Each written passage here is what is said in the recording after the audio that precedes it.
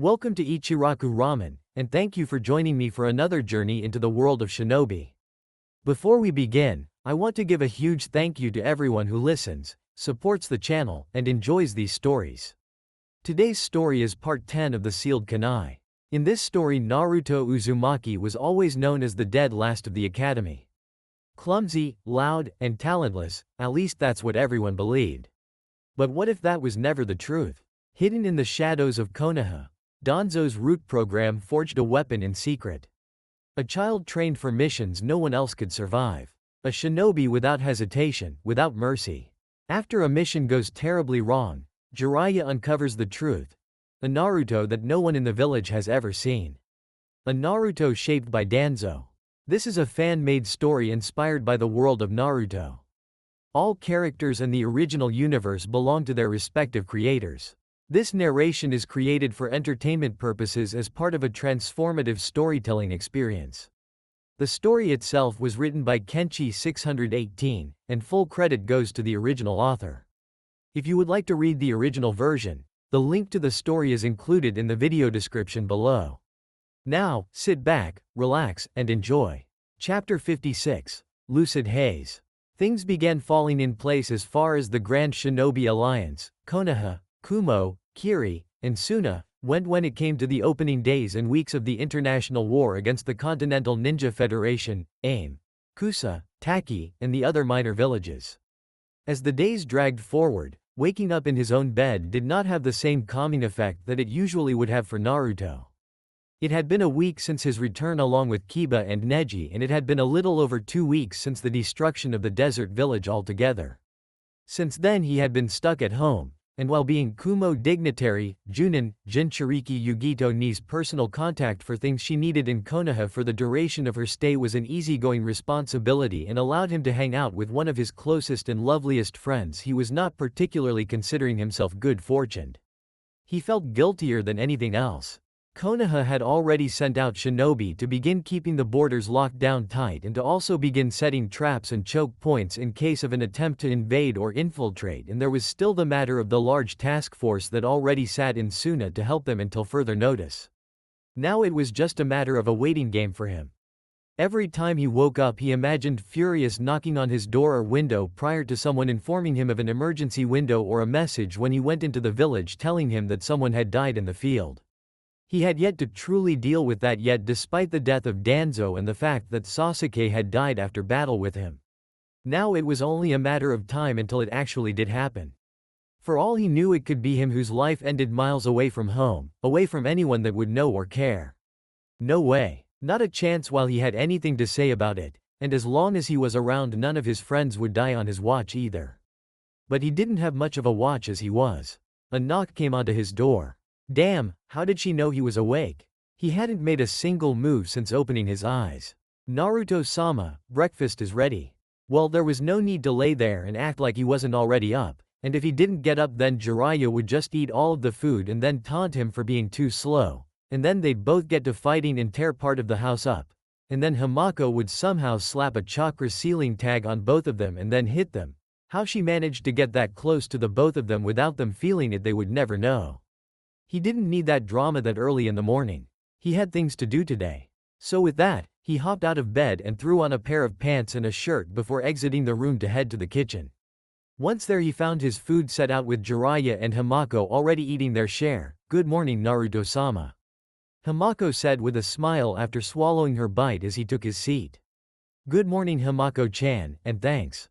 Naruto returned with a grateful smile that the white-haired girl nodded to. After eating for a bit in silence, Naruto turned towards Jiraiya. It's only a matter of time before Ero Kyofu has to do something in the field again. He knew Jiraiya was powerful, but he had to think back to when they fought after he mastered Sage Mode. If Jiraiya had both arms available to him, he doubted he would have fought to a draw with him. The hellified beatings lain upon him for years before reaching that point were evidence of that. Jiraiya noticed Naruto's eyes locked onto him and grinned wryly at the young man. Hey, I know I'm sexy and I'm your awe-inspiring hero and all gaki, but you might as well have that special eye of yours active if you're going to be looking at me that hard. Apparently Naruto hadn't known how hard he was staring because he blinked and turned his gaze down to his food at that point. You know you're going to be dispatched any day now, don't you? What about you? Naruto asked. He had in fact known that it was only a matter of time. Kiba was already gone with the rest of Team 8 to watch over the northern border of Hai no Kuni, sans Kunai for some reason. It wasn't particularly Naruto's business, and if it really came down to it he supposed he could find her and ask since she was still in the village. As a matter of fact he hadn't seen her in a while, but that was neither here nor there. There's no way Tsunade Bachan is sending you out like you are, or is she? Jiraiya frowned and lifted his single remaining arm as a method of showing, even with one arm I'm still enough to whip you, kid. You know that, and I'm going out by my own choice. Tsunade actually tried to coerce him into staying and Jiraiya said he would under one condition. The condition wound up with him getting kicked halfway across the village. But that was by design. Even if Tsunade told him to stay in reserve he still wouldn't have. He wasn't some damn genin that needed to be protected, and there really wasn't anyone in the entire village that could honestly force Jiraiya to do anything he didn't want to. But he was not going to deliberately piss off his Tsunadeheim in such a blatant manner. He'd stay until it was prudent that he leave to reinforce somewhere. There wasn't a need to let Naruto know that though. The kid worked better when he didn't think he had a safety net in waiting. What about Hamako-chan? Are you really going to leave her here alone? I'm depending on you, Ero Kyofu. Naruto said in an effort to justify Jiraiya staying. A very weak attempt at justification in his opinion. It must have been because he had just woken up that he came up with such a lame reason. And Hamako herself didn't seem to care one way or the other. I will be fine by myself.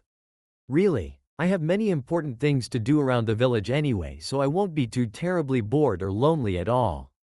There you go, Jiraiya said with an air of victory about him after getting Naruto's flimsy excuse shot right down out of the sky, and that settles that. You should worry more about yourself at the moment, Naruto-sama.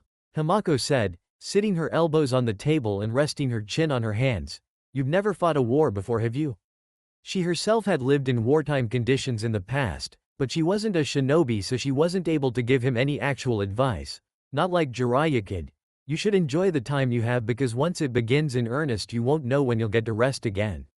It was a good point she made though. Despite the fact that he was no stranger to conflicts of all kind, he had never engaged in open warfare before. It was something that had been avoided for the entirety of his generation. As he thought about that he wondered just how Root was preparing for the coming days. Maybe I should check in with Sai or Maki when I get the chance again. I know they'll have everything in order. Sai knows how to handle things.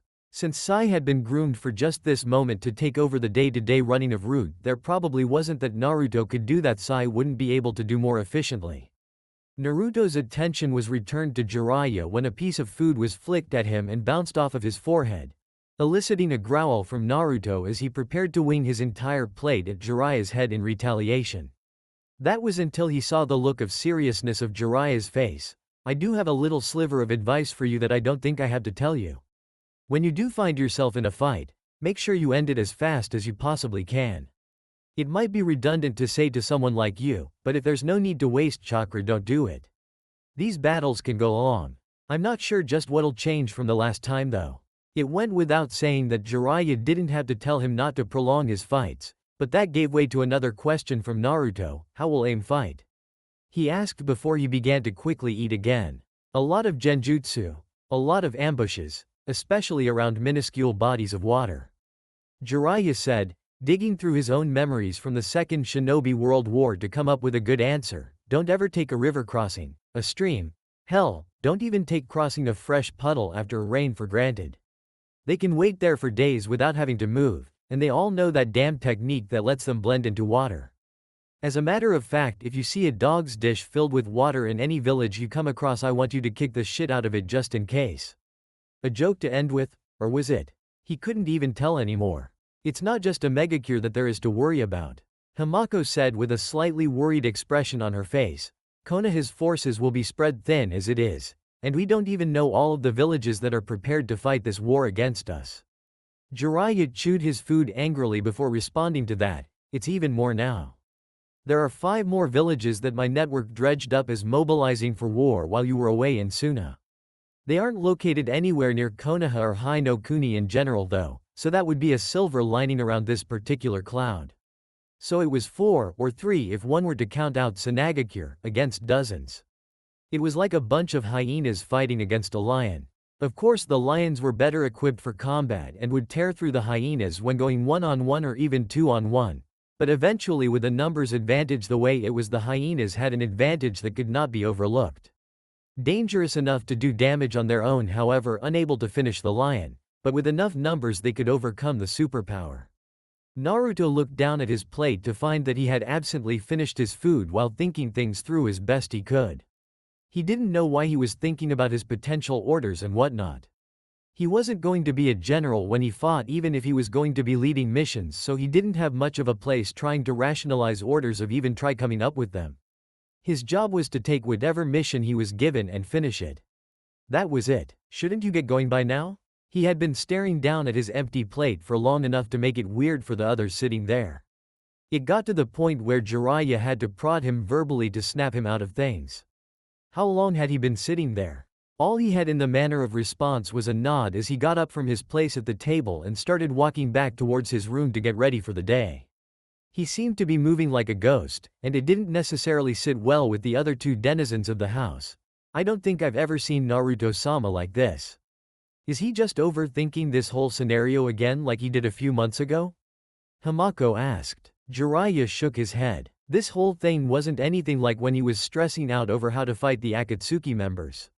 War was a whole different animal, and if nothing else it was clear that Naruto seemed to be aware of that. No, he's fine. It's normal to feel that way when things are calm and he's expecting insanity. It's like the calm before the storm.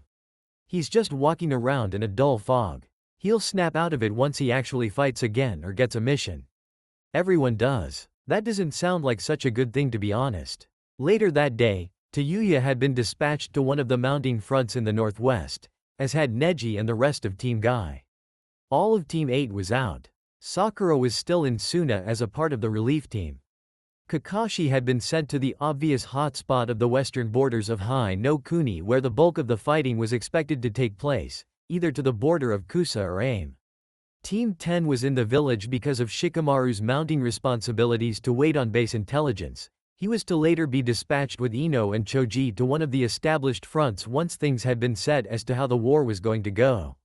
So why the hell was he still sitting in the Junin standby station for hours on end waiting for some kind of order? He didn't want to be that guy that wound up sitting back doing nothing except for specialty missions. He didn't want to say he was necessarily bloodthirsty, but he was getting stir-crazy knowing that his friends could all be fighting at that very moment. It just didn't sit well with him. A tap came on his shoulder from his spot on a couch and Naruto turned to find Sai smiling at him. Sai?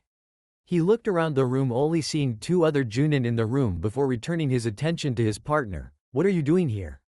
I'm technically an ANBU ranked shinobi, Naruto-senpai. Sai said informatively. I can go anywhere I want to.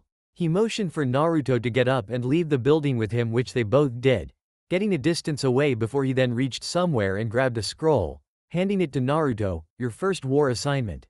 Handed to me by Hokage-sama directly.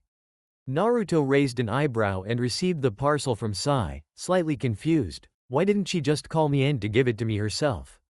He opened the scroll and looked at it before quickly shutting it with wide eyes and looking at Sai again, alarmed at what he had just read. Are you telling me she knows about?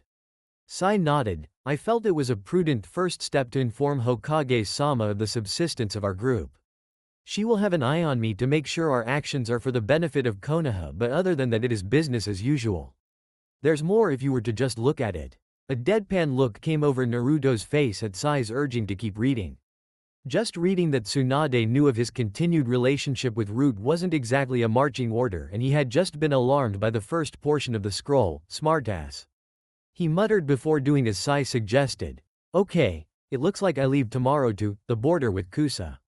No team, and I'm supposed to meet up with the shinobi in charge there for my actual mission. A frown came over his face. No team? Huh, I usually don't run solo. Do you want reinforcements? Sai asked as they continued through the generally deserted streets. There are always one or two operatives that can be spared if you would like.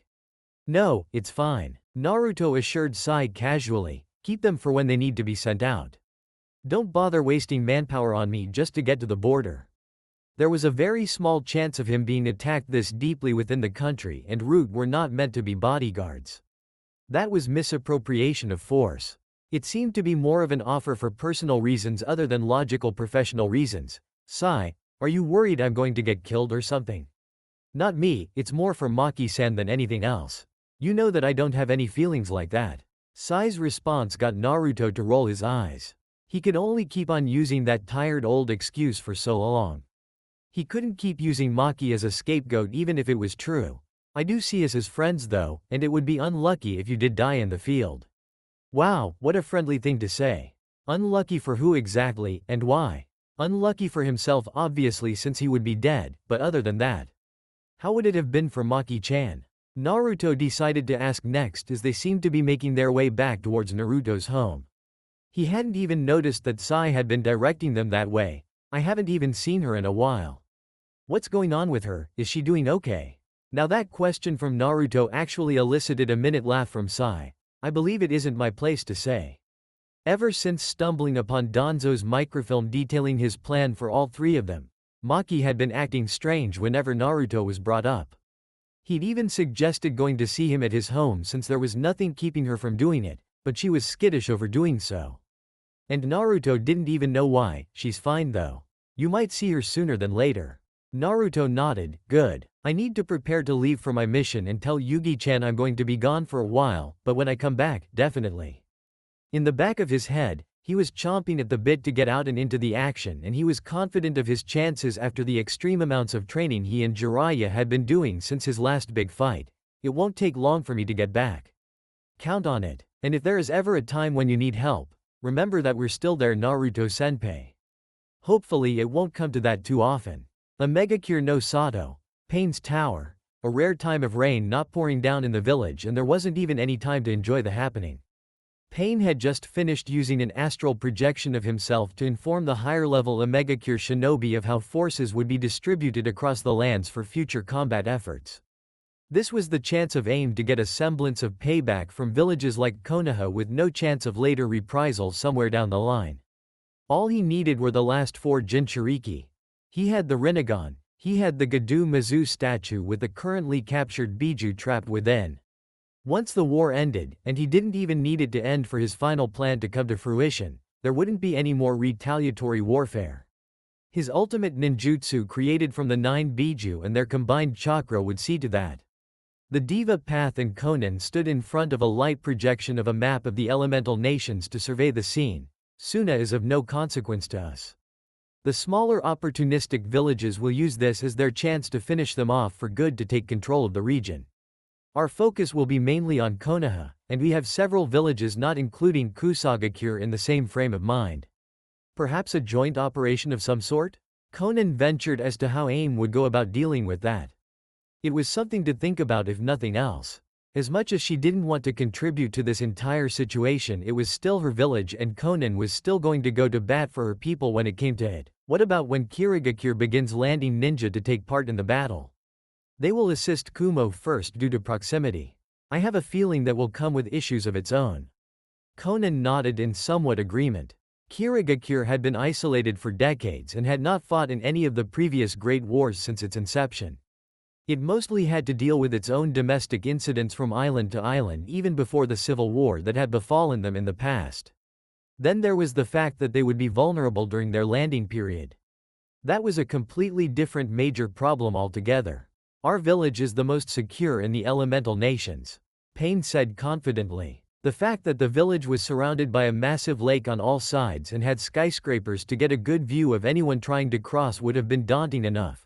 But Pain's Rain had the ability to find any intruders once he found their chakra signature, and your trump card jutsu is set as well, correct?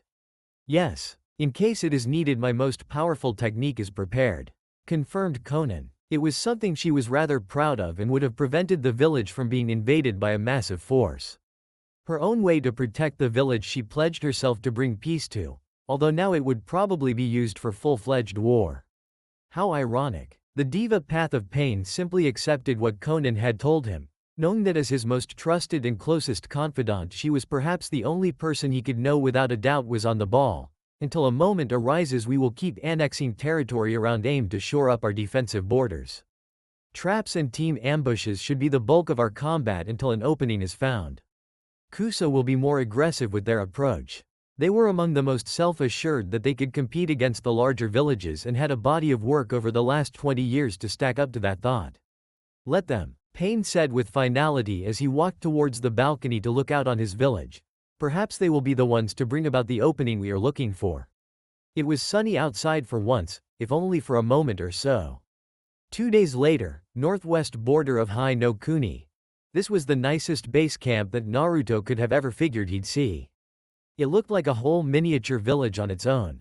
A little bustling town thrown up at the border with wooden homes that looked like they belonged there. The only thing that would have let him know that it was the base of operations was that the guards had Konoha Hite 8 on their foreheads and Konoha flak jackets on. It reminded Naruto that he had yet to put his on. Maybe later if he felt the need for it. His curiosity of where the hell all of the buildings came from gave way to a bit of joy when he spotted a familiar face stationed at the desk of the armory, issuing basic weapons to those that did not have their full supply, to Yuya-chan. The redhead's bored brown eyes panned in the direction of Naruto's voice, thinking that she finally found something to do in the form of her verbally tearing into one of the meatheads running around the base for using her name with such a suffix. She didn't know them, but she did indeed know the person that she saw walking over to her desk, Uzumaki? Well, what do you know? I thought they were going to keep you on lockdown in the village until the shit hit the fan. You're stationed here too? She said with a toothy grin. For now until my mission is done. Naruto said with a shrug as he made it over to the desk and leaned against it. When I'm done with whatever mission I have here, I have to stay here as if I were a part of the division until I get assigned something else. That was how quite a few ninja would be operating. Not many in the grand scheme, but Naruto's situation wasn't that different from others, so it wasn't outlandish. Well, due to being bored as hell because I'm doing a job that doesn't need 4 people working the fucking supply desk while everyone's fully furnished, I'm taking it upon myself to show you around the Northwest Command Post. Yuya hopped over the desk and smoothed her purple skirt out. She wore her full-body mesh suit, hat, and skirt like the last time he had seen her, but she had on her flak jacket instead of her tan top. Let's roll then. Where are you looking for exactly? Wherever the division commander is. As Yuya began leading him around, Naruto fell in step with the shorter girl. His eyes panned about and saw a lot of tension on the faces of the shinobi he could see outside of the buildings. So how are things around here? Anything gone wrong yet? Yuya shook her head with a frown adorning it. It's one of those fucking glass half full, half empty things. There's a river not too much further west of here. That's basically no man's land. Nothing much ever happens as far as attacks go over here, but if you set one foot in view of the other side then you're fucked. That's where the forest that we're used to ends and where the weird forests begin. Weird forests? Yep, Yuya said, intentionally popping her lips for added effect. Weird as hell. Different from anything you see in Hai no Kuni, ever. Forests made completely of bamboo and mushrooms, shit like that. Then there are ones made of tall grass that are completely impassable. You can't see shit in those fucking things.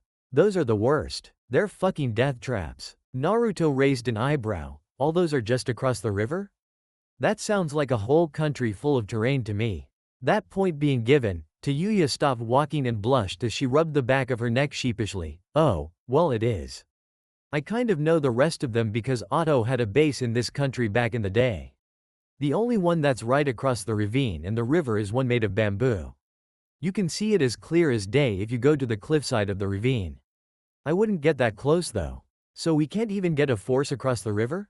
I think we can. Yuya continued as they kept walking through the base camp, but it is just not worth it. They have sensors, awesome sensors.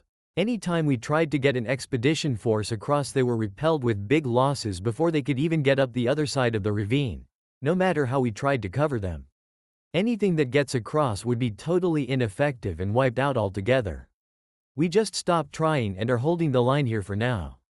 Stalemate style. Everyone's pissed. There was a good reason for being pissed. Kusa wasn't trying to fight them directly, they just had the border covered well. So there would be no direct approach, but the border was mostly comprised of the ravine and river that cut through it. It was deep all the way through and there were only 2 good bridges that had ever been constructed to cross. One of them had been destroyed during the last war. Eventually Yuya led him to one of the smallest buildings around and began to lead him up to the guards at the door. Here's the place that you want. The commander's inside. Come on. The guards let Tayuya past and Naruto as well without any hassle. There was only one room in the small place, and at a desk was the man that Naruto perceived to be the commander, Tenzo? Naruto said questioningly as he and Tayuya walked up to the desk. I told you to call me Yamato from now on, Naruto. The wood-manipulating shinobi said as he looked up from the multiple maps on his desk. So you finally made it out here, I see. Welcome to deadlocked hell. Both Naruto and Tayuya pulled up a chair to Yamato's desk and took a seat. You called for me to come out here? Naruto asked, getting a firm nod from Yamato. So that means that you think you needed me. What's up? Yamato beckoned both Naruto and Tayuya forward to get a better look at the map on the table that had his main attention before they had come in, the river and the ravine. We can't cross that thing. No one can. We've tried in multiple places and we just can't. I can't even construct a bridge across. Anytime I try they bombard the hell of our side once they find us. Tayuya felt it prudent to point out one particular time for illustration purposes. You did get close that one time. Remember when you set up that little one that let us try to get a few across to hold the area until you had time to make a bigger bridge? I'd rather not remember that incident. Yamato said with a grimace before explaining to Naruto. They blew up my smaller bridge and trapped the force on the other side of the ravine. It was like a school of piranha. 25 men died that night. He narrowed his eyes angrily before sighing and rubbing his temple, and they have control of the only constructed bridge that would readily be available for use. Tenchi Bridge. He then pointed that spot out on the map, and at the other end of that bridge they have a fortress close enough to retaliate against any crossing attempts. Tayuya smirked at that point though. They can't blow it up to cut us off though. We won't let the fuckers get a demolition team near it and we just keep fighting over it. No one has any claim over it at the moment. Yamato stroked his chin and pointed at a different border a little further north. They'll probably look to head through the land held by Takigakure to try and flank us and rush us from the north. It's pretty obvious, but they have a chance at getting us and dealing some damage. And then their force over the bridge could attack us from there and we'd have double trouble to deal with. Naruto looked between the map and Yamato and scratched his cheek. Now what do you want from me? Placing his finger on the point where the camp was, Yamato dragged his finger to the northern border held by Takigakure. I want you to get into Kusa's landholdings through the three-way border shared by us, them, and Takigakure. From there I want you to move back southwest towards the bridge and the fortress. Take it down and we can cross the bridge to get a foothold into their ground. Walk back behind enemy lines and take down the fortress by himself? Tayuya said with a dry look on her face. Is that all you want from him, or do you want him to march straight to Kusa and make the higher-ups surrender as well? How about a souvenir? She then blinked and remembered who she was talking to. Sir. Yamato blocked a quirk of his lips that would have made an amused smile and instead glowered at Tayuya with a creepy expression on his face. Is that a touch of insubordination I hear from you, Tayuya? He felt a touch of satisfaction when he saw both Tayuya and Naruto both stiffen in alarm. Tayuya shook her head rapidly and readjusted her disheveled hat back onto her head properly. Good. And Naruto can handle it.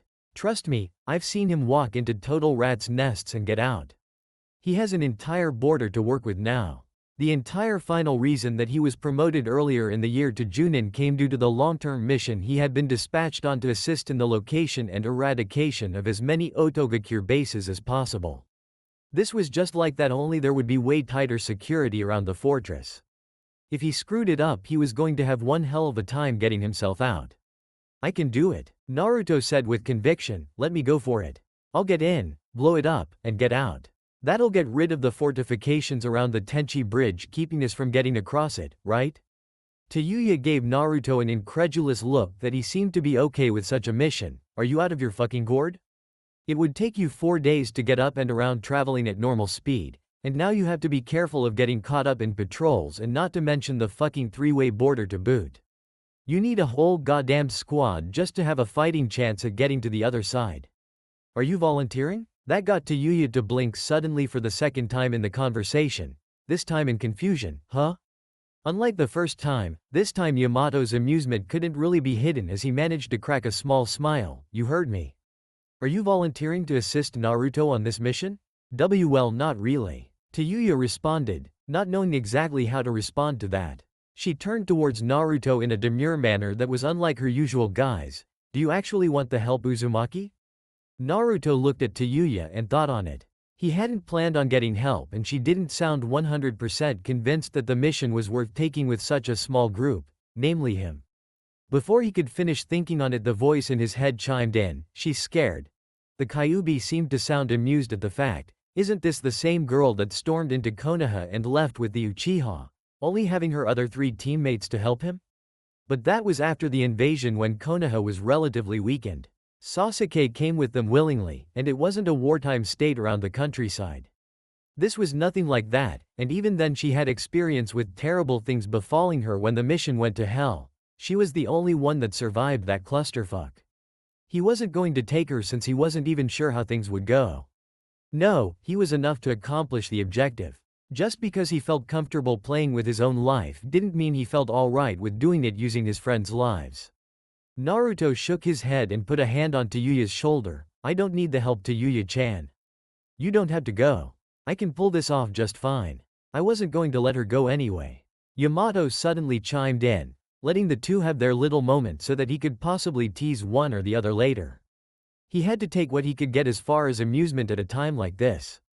He ignored the incredulous looks on both Naruto and Tayuya's faces at that revelation. Tayuya is the leading genjutsu specialist of the division, both in casting and breaking them. She stopped several night raids from the bridge area basically on her own because of this already. Tayuya grit her teeth and glared at Yamato heavily. "Then why'd you just let us go through all of the beating around the bush bullshit we just going through doing about the whole giving him backup thing?" "Well, because I need something to mess with you both about later, little Miss Smitten." Naruto, tightening his grip on Tayuya's shoulder to hold her back, kept her from trying to do something hot-headed to their division commander. "Geez, I might as well be sitting in front of Kakashi-sensei if this is what Yamato Taiko's going to do." "Right. Well, I guess I'll head out tonight if it'll take 4 days to get up and around to the other side." Yamato nodded. "Good. You should get some sleep if you're going to be traveling at night. Head to the barracks and grab an empty space to rest up until sundown. That's when I'll give you the lay of the land along our side of the line." Naruto stood up and proceeded to leave the office, Tayuya following him on the way out. "Good luck. Seas between Kaminari no Kuni and Mizu no Kuni, incoming vessels, sir." On board one of a series of ships carrying the first of the Kirigakure forces towards the mainland to assist their allies in the war, a man in the crow's nest yelled down to his captain once said vessels came into his sight. The lead shinobi of that ship took a pair of binoculars and looked out towards the horizon where the ships were coming towards them. Which village's colors are they flying? He wanted to know which particular village was planning on trying to cut them off with a naval battle. There were quite a few villages on smaller islands between Mizu no Kuni and the main continent of the elemental nations. They don't have any village markings on the ship anywhere at all. That got the main ninja's attention as he looked up to the crow's nest in disbelief prior to looking back out through his binoculars. "Are you telling me that we're getting attacked by pirates? What kind of pirates would be attacking them outright, and why? As a matter of fact, how did they even find their exact location with enough warning to prepare a fleet of ships?" On board a pirate ship, an evil-looking man with a goatee, dark messy hair that could be seen under a red captain's hat, and 3 red markings on his face, one under each eye and one going down the bridge of his nose, stood out observing the forthcoming Kiri ships with a grin on his face. He wore a red captain's coat, brown pants, gray gloves, and had a rapier tucked into the sash around his waist. "So what's to stop me from taking all of the money that masked person paid me with and killing the 3 of you right here?" Suigetsu sat on the deck of the ship leaning against a crate while Karen sat on the very same crate and Jugo stood off to the side. "The fact that we'll just kill you instead if you try it and destroy all of your ships except one. Or do I need to give you more of a demonstration like we did on Battleship Island?" He stood up and cracked his neck. "Listen up, Gotaro. You can take the money and whatever loot you can salvage from what's left of the ships. I just want the practice." Before he made his move, he turned towards Karen. "Are those ships all that are coming?" Karen nodded and adjusted her glasses on her face. "Yeah. Those are the only ones on their way at the moment." "Good," Suigetsu said as he unsealed Samahata from its scroll and held the violent weapon in his hands. "Jugo, stay with Karen, and if any of these idiots even look at her wrong you can kill everyone on the ship. I'll be right back." With that, he jumped over the side of the ship and into the water. The ship's pirate captain Gitaro watched Suigetsu jump into the water and shook his head. What's that fool doing? We were about to prepare for battle and he just jumps overboard.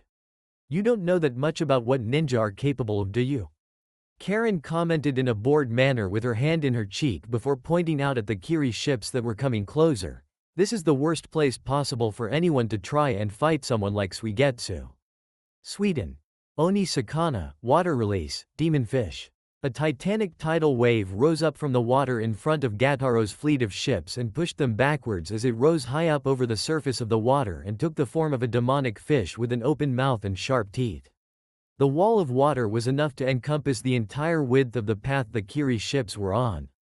It then proceeded to smash the smaller vessels into scraps in one forceful crash that carried the debris and the men that had been on board away, allowing the water to calm once more as if nothing had ever happened. The only signs of the swift violence that had occurred was the wreckage of the ships and the motionless bodies floating on top of the water. As the entire pirate crew looked on in shock and horror at the entire group of Kiri ships being taken down in one move, Suigetsu scared the living hell out of them by blasting right out of the water and landing back on the deck. So how'd that look? He asked Karen and Jugo as he grinned with his sharp, shark-like teeth. Karen chuckled slightly before answering, Samahata is bolstering your chakra reserves after not even 2 months. It's amazing. It made her wonder just how deep were Kisami's reserves before his death. Having hauled that blade around for well over a decade, are you even tired yet? Not even close. Suigetsu said, laughing to himself as he held Samahata in the air. 3 of the swords made me this strong. I can't wait until I get the other 4. I'll be the strongest sword-using shinobi that ever lived. And then we kill Naruto Uzumaki, right? Karen's voice sounded dark and hateful as she referenced Naruto. A person she had never met or even seen before elicited such anger and hate from her. It was inconceivable. Sure, Suigetsu said in order to appease her, though he was indeed going to help her achieve her goal. He would never admit it out loud, but Yugo's bouts of insanity and Karen's bossy personality had grown on him. The masked boss man will come and get us soon enough when we're ready. Until then we keep these waterways good and shaken up. It's just damn good training too. Northwest border of Hai no Kuni, Konohagakure Northwestern Front Command Post, nightfall. Are you all ready to go? Tayuya asked him, her hands adjusting his root top as they both stood outside of the security fence around the camp. She hadn't particularly left his side all day since he had shown up, and she seemed to be fussing nervously over him. She even slept with him in his bedroll and scared off anyone that would have bothered waking him up just to chat with the Jinchuriki of Konoha while he was in the field with them. You've got everything, you're not hungry, and you're sure you can do this by yourself, right?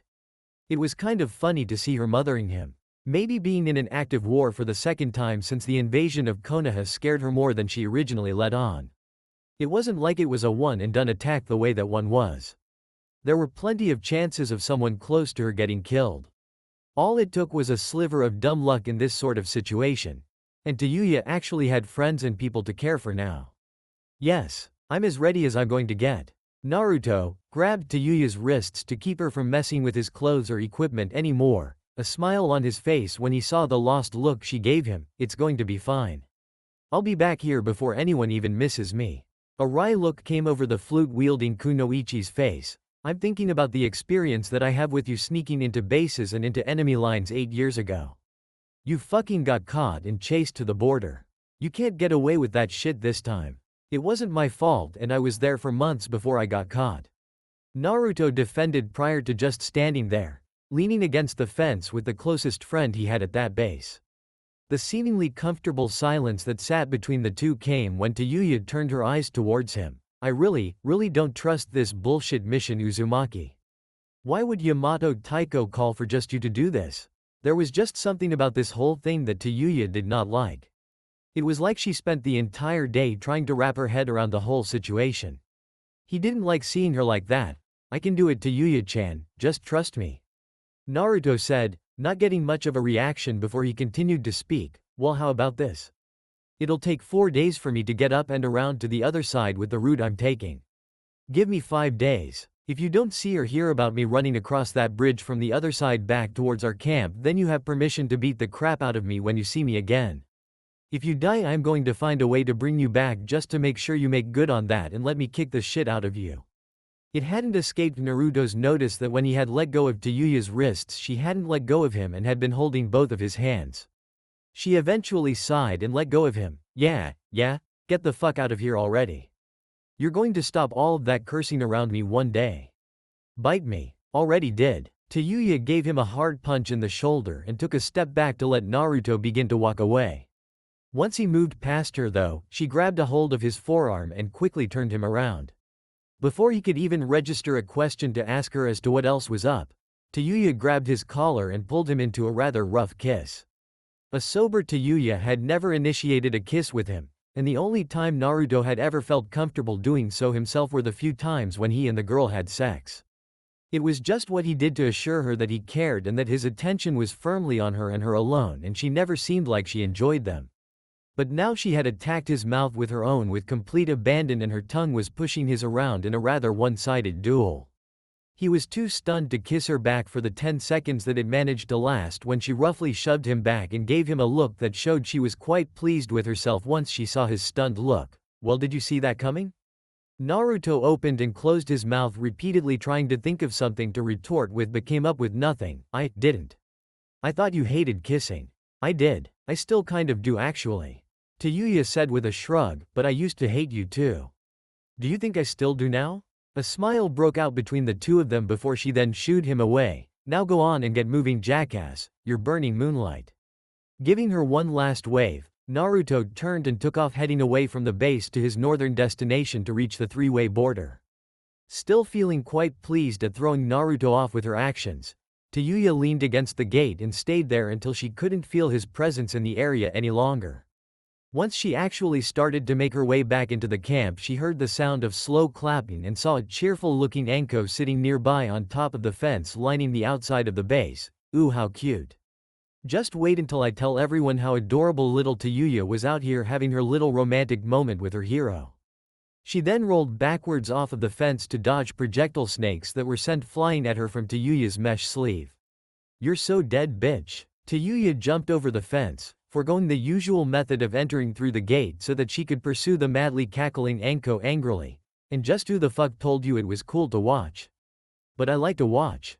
One day later, Kaseki no Mori landmark, after one full night and morning of traveling, sleeping during the light afternoon hours and beginning again at sundown, Naruto made it to the place that marked the triple border of Hai no Kuni and the lands held by Kusa and Taki respectively. The Kaseki no Mori, petrified forest, that served as the natural barrier between the three would be Naruto's point of infiltration. Large and fossilized trees and other assorted plants stood over the landscape and would have made passing through difficult during the day due to the astute guards, but due to the fact that it was wartime, and even in peace, the place was watched over by all three hidden villages that held a claim of some sort over the land. Things didn't change much at all. It was actually projected to be the mellowest front due to the fact that armed hostility was the status quo for the region and the sentries were like hawks anyway. Now things had changed since Taki and Kusa were working towards the same goal of winning the war, so instead of watching each other they could both look in the same direction towards Hai no Kuni and any moves made by Konoha. Nothing was supposed to be able to get through. Not a significant attack force anyway. A significant attack force did not mean one person. It meant an entire platoon or even a company intent on taking that particular land. There was a catch when it came to Kusa and Taki's defensive measures. They could keep an eye out for an attack force or an ambush easily enough, but looking for one person within that forest was like looking for a gnat flying around in one's kitchen, especially when you had no idea that the person was even there. This was what Naruto was taking advantage of when he slipped through this place in the dead of night and began heading back south, this time on Kusagaku's side of the borderline. That was way too easy. Naruto thought to himself as he ran, using the branchless petrified trees as points to move to and from to obscure his movements from anyone that might have somehow spotted him. But that kind of system is supposed to be able to stop groups of ninja though, not one person. For one person to try moving and surviving behind enemy lines in wartime was suicide. Henge was useless for trying infiltration or sabotage missions in villages and towns due to the fact that any half-decent sensor could detect a transformation. But this was simply Naruto making tracks to the Tenchi Bridge as fast as he could and blowing it up. It was no real infiltration. There would be no espionage here. It was a hurried demolition mission and he needed to finish it before his trail could be picked up on. And someone was already suspicious. Naruto had not been discovered, but there was some suspicion. He could feel the stillness of the dead forest broken by not only his movements but by the movements of others coming his way. He wished he had a sensor ninja of some kind with him because he may have picked up on such a thing sooner. Okay, let's fight and get this over with. With that thought, Naruto stopped and drew his sword, anticipating the time it would take for the enemy to catch up with him. It turned out to be far faster than he thought. I need to make this fast. I don't care if these people see it. None of them are surviving this to tell the story anyway. Channeling chakra to his right eye, Naruto activated his implanted Sharingan to see dozens of shuriken flying his way from directly in front of himself. With the ability of the eye to slow down what Naruto was seeing, he was able to use his sword to block all of the shuriken with his sword before jumping into action in the direction they came from. Quick as a flash, Naruto cut down one of the attacking shinobi, a man larger than him with a blade head, a strange light purple flak jacket, and a purple Hitei 8 with a star on it. Hoshigakure, what the hell?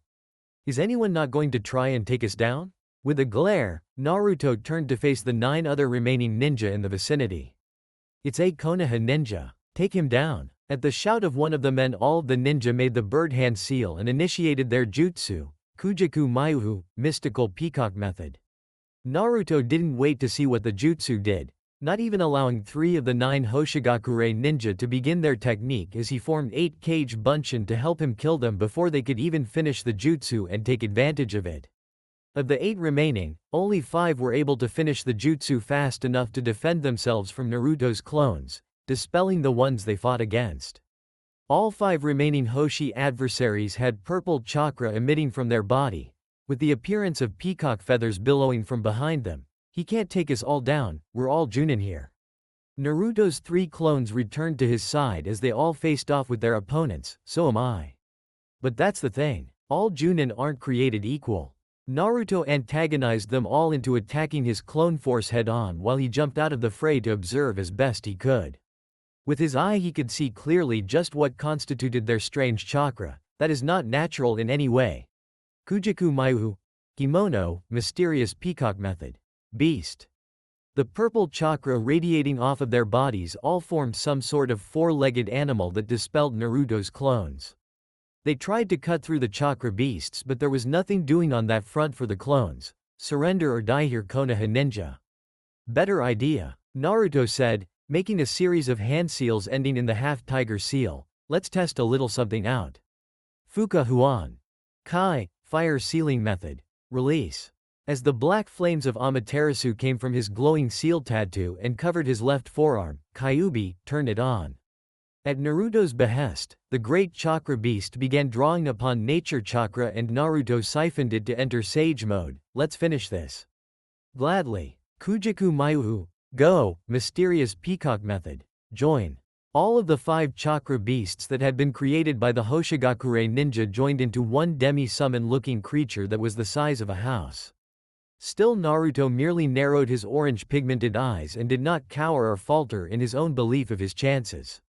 He then shut his eyes and took a deep breath before setting himself in a stance and making a half-tiger seal with his right hand, cocking his left flame-covered one back for a strike. Senpo.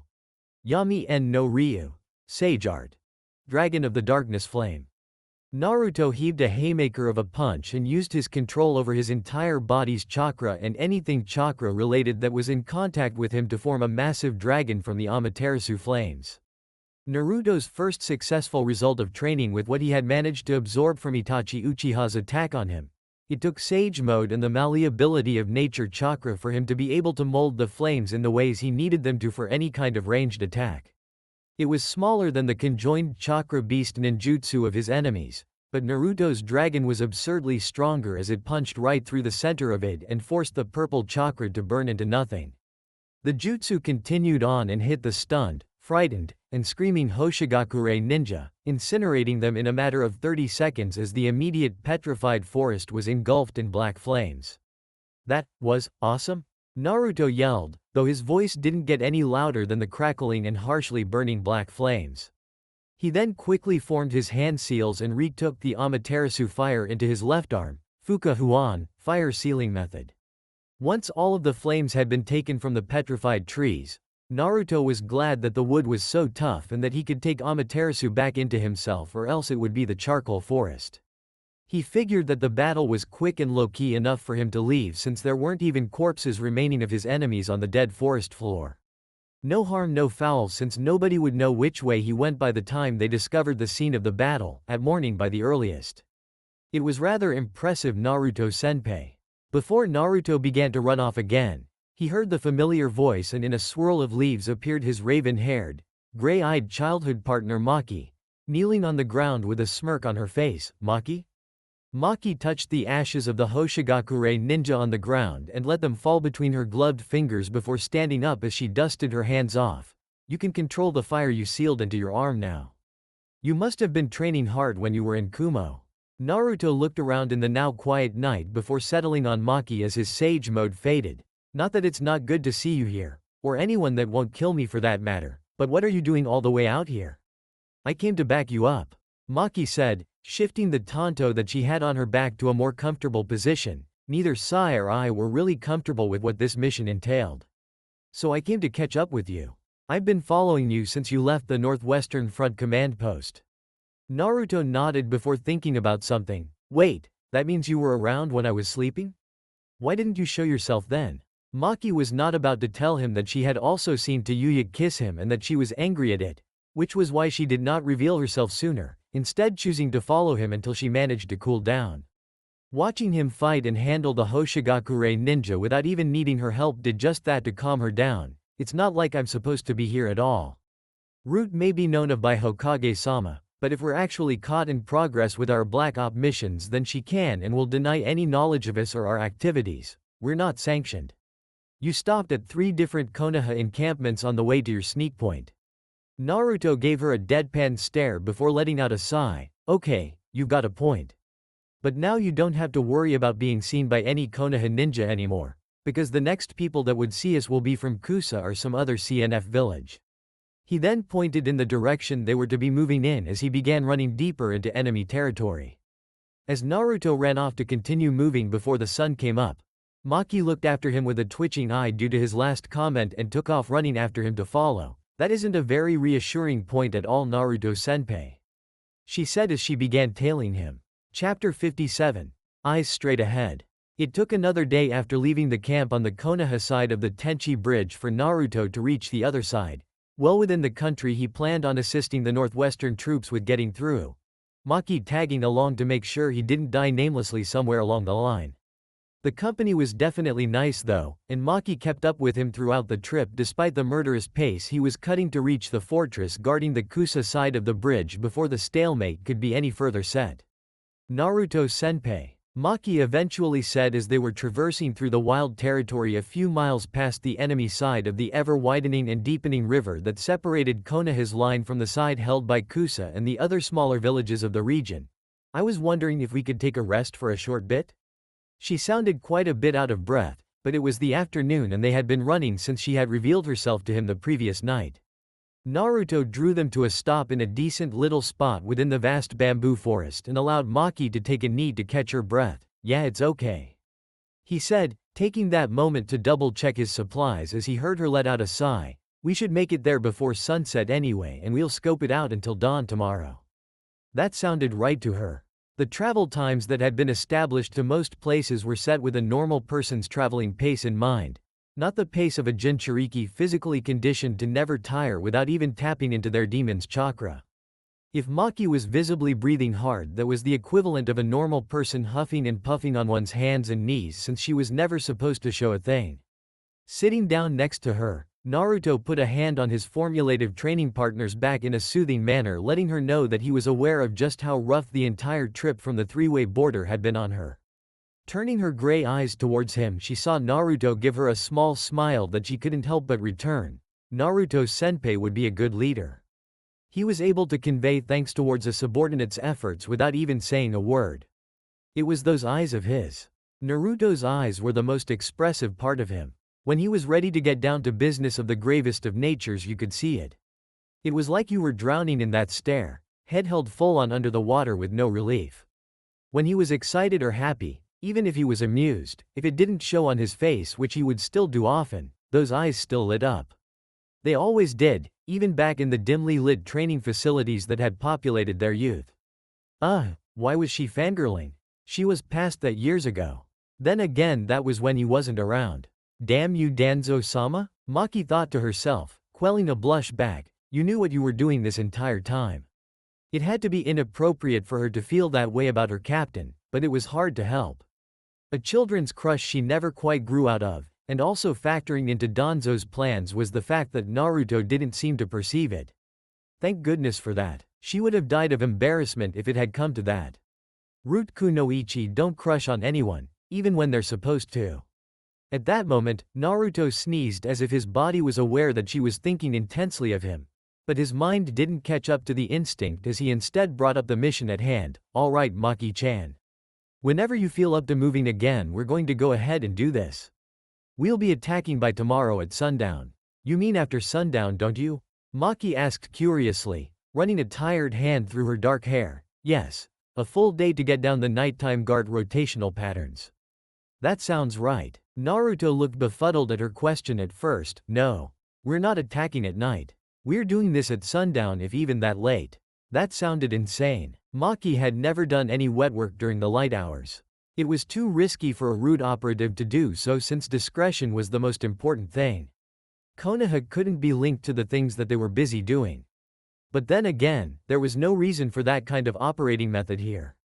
War was already upon them, and of course Konoha would be the ones held responsible even if they had never been seen by a soul destroying the fortress on the CNF, Continental Ninja Federation, side of the line.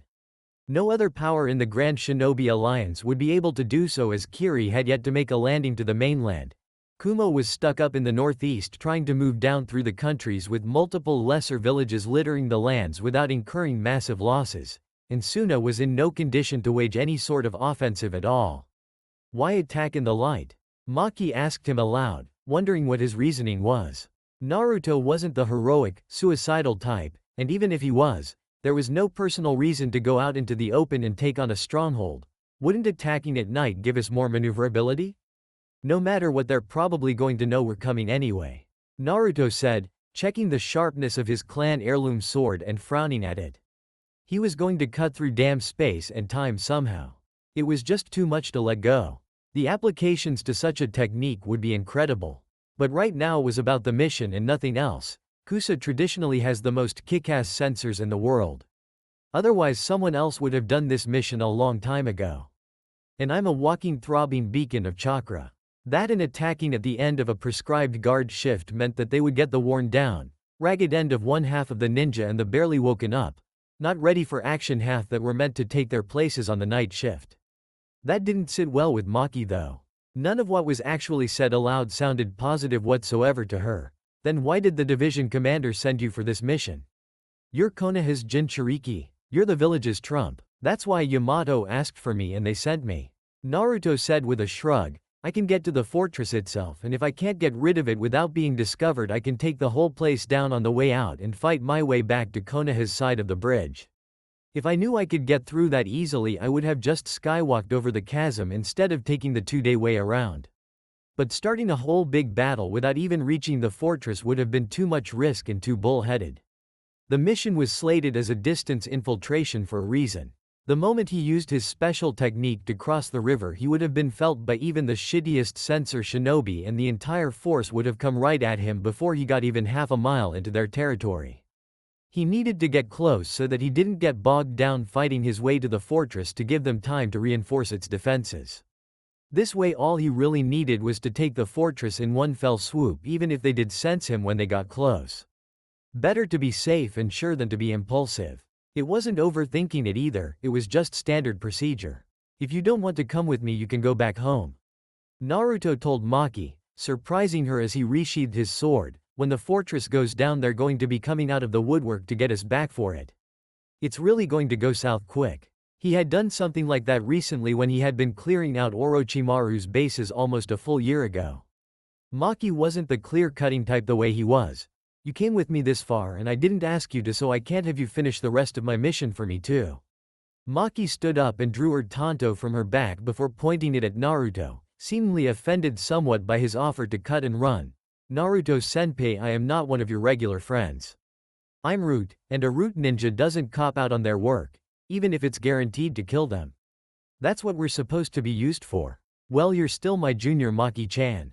Naruto said, crossing his arms over his chest and facing her down, not budging, and you don't ever go on a mission thinking you'll die. That's stupid.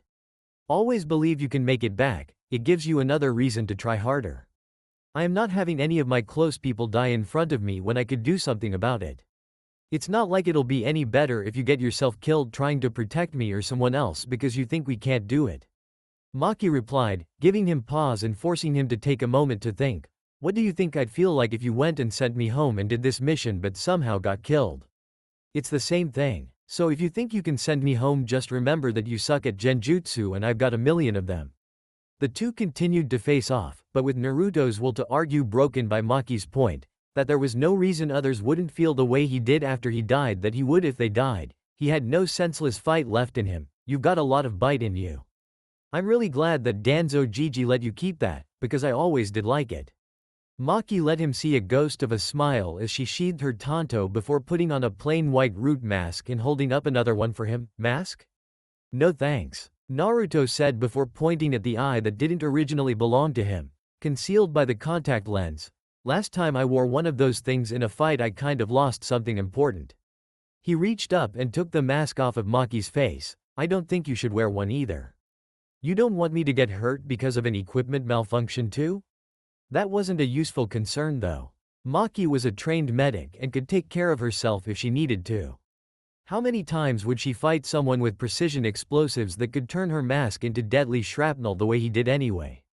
Well, there's that, Naruto said with a shrug before choosing to hook the mask onto his belt just in case, since she brought one for him anyway. But I really just want something pretty to look at before all of this gets ugly.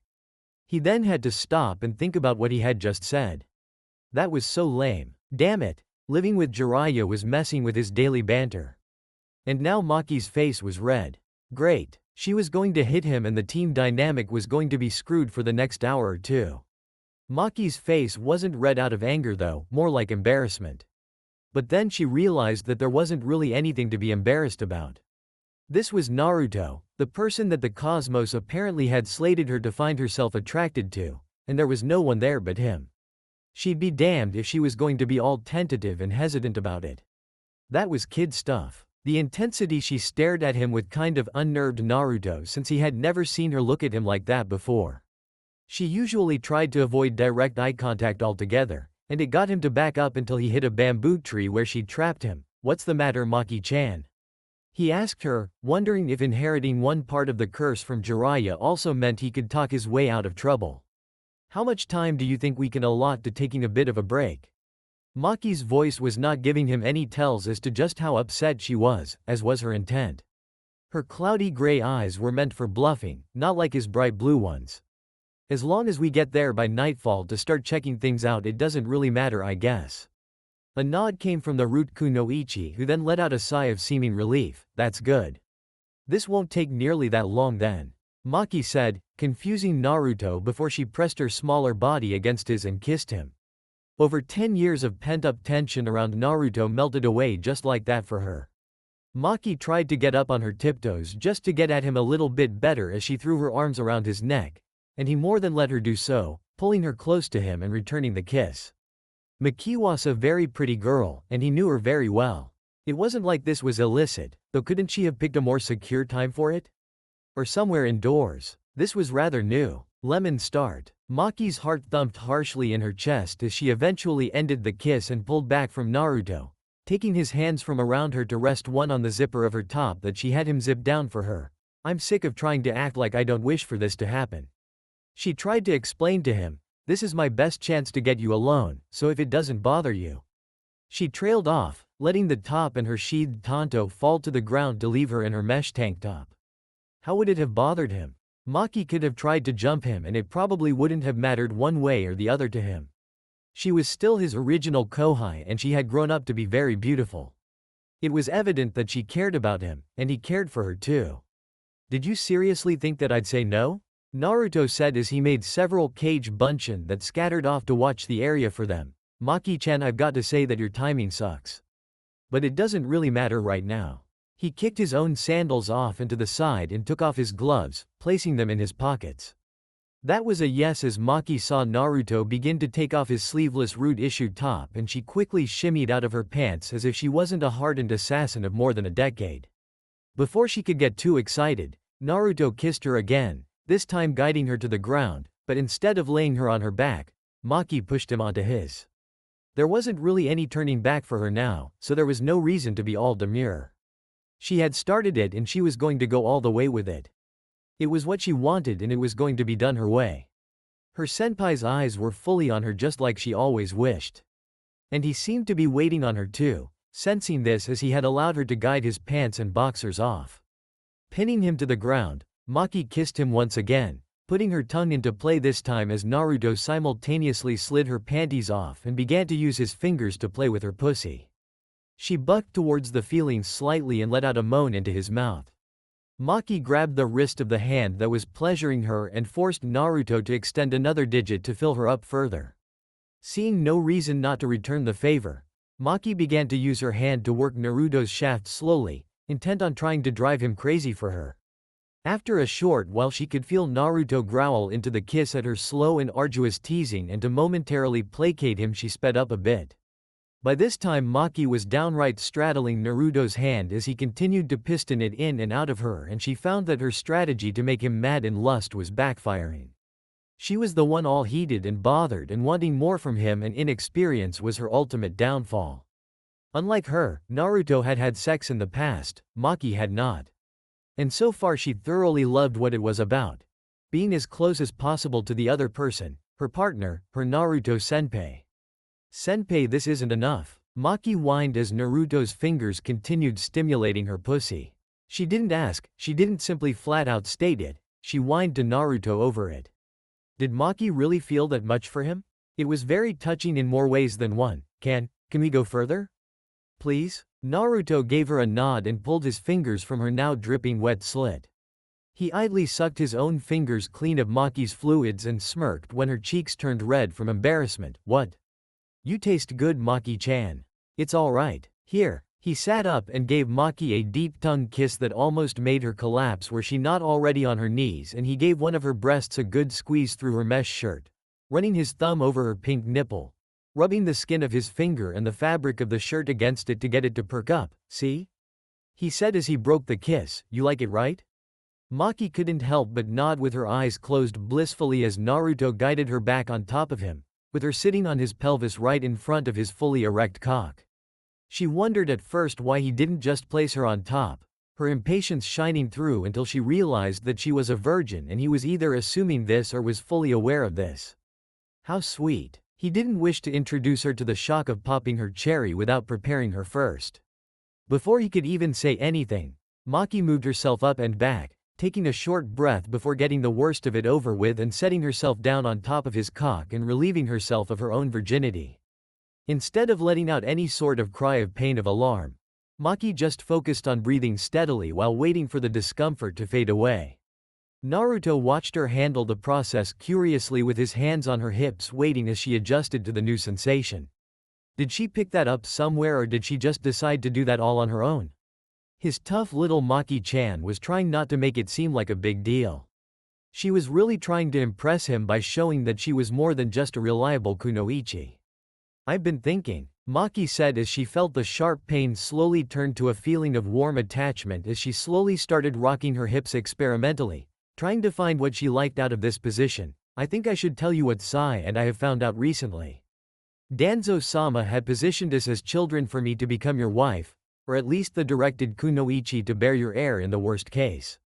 Naruto cocked his scarred eyebrow and let out a slight chuckle as Maki smiled slightly. So that old man was going to make sure we hooked up when we were old enough and never let us know. Danzo Gigi's a dirty old bastard. Maki giggled slightly in apparent agreement, running her hands up and down Naruto's chest before placing them firmly in the middle to steady herself as she began to move up and down his full length.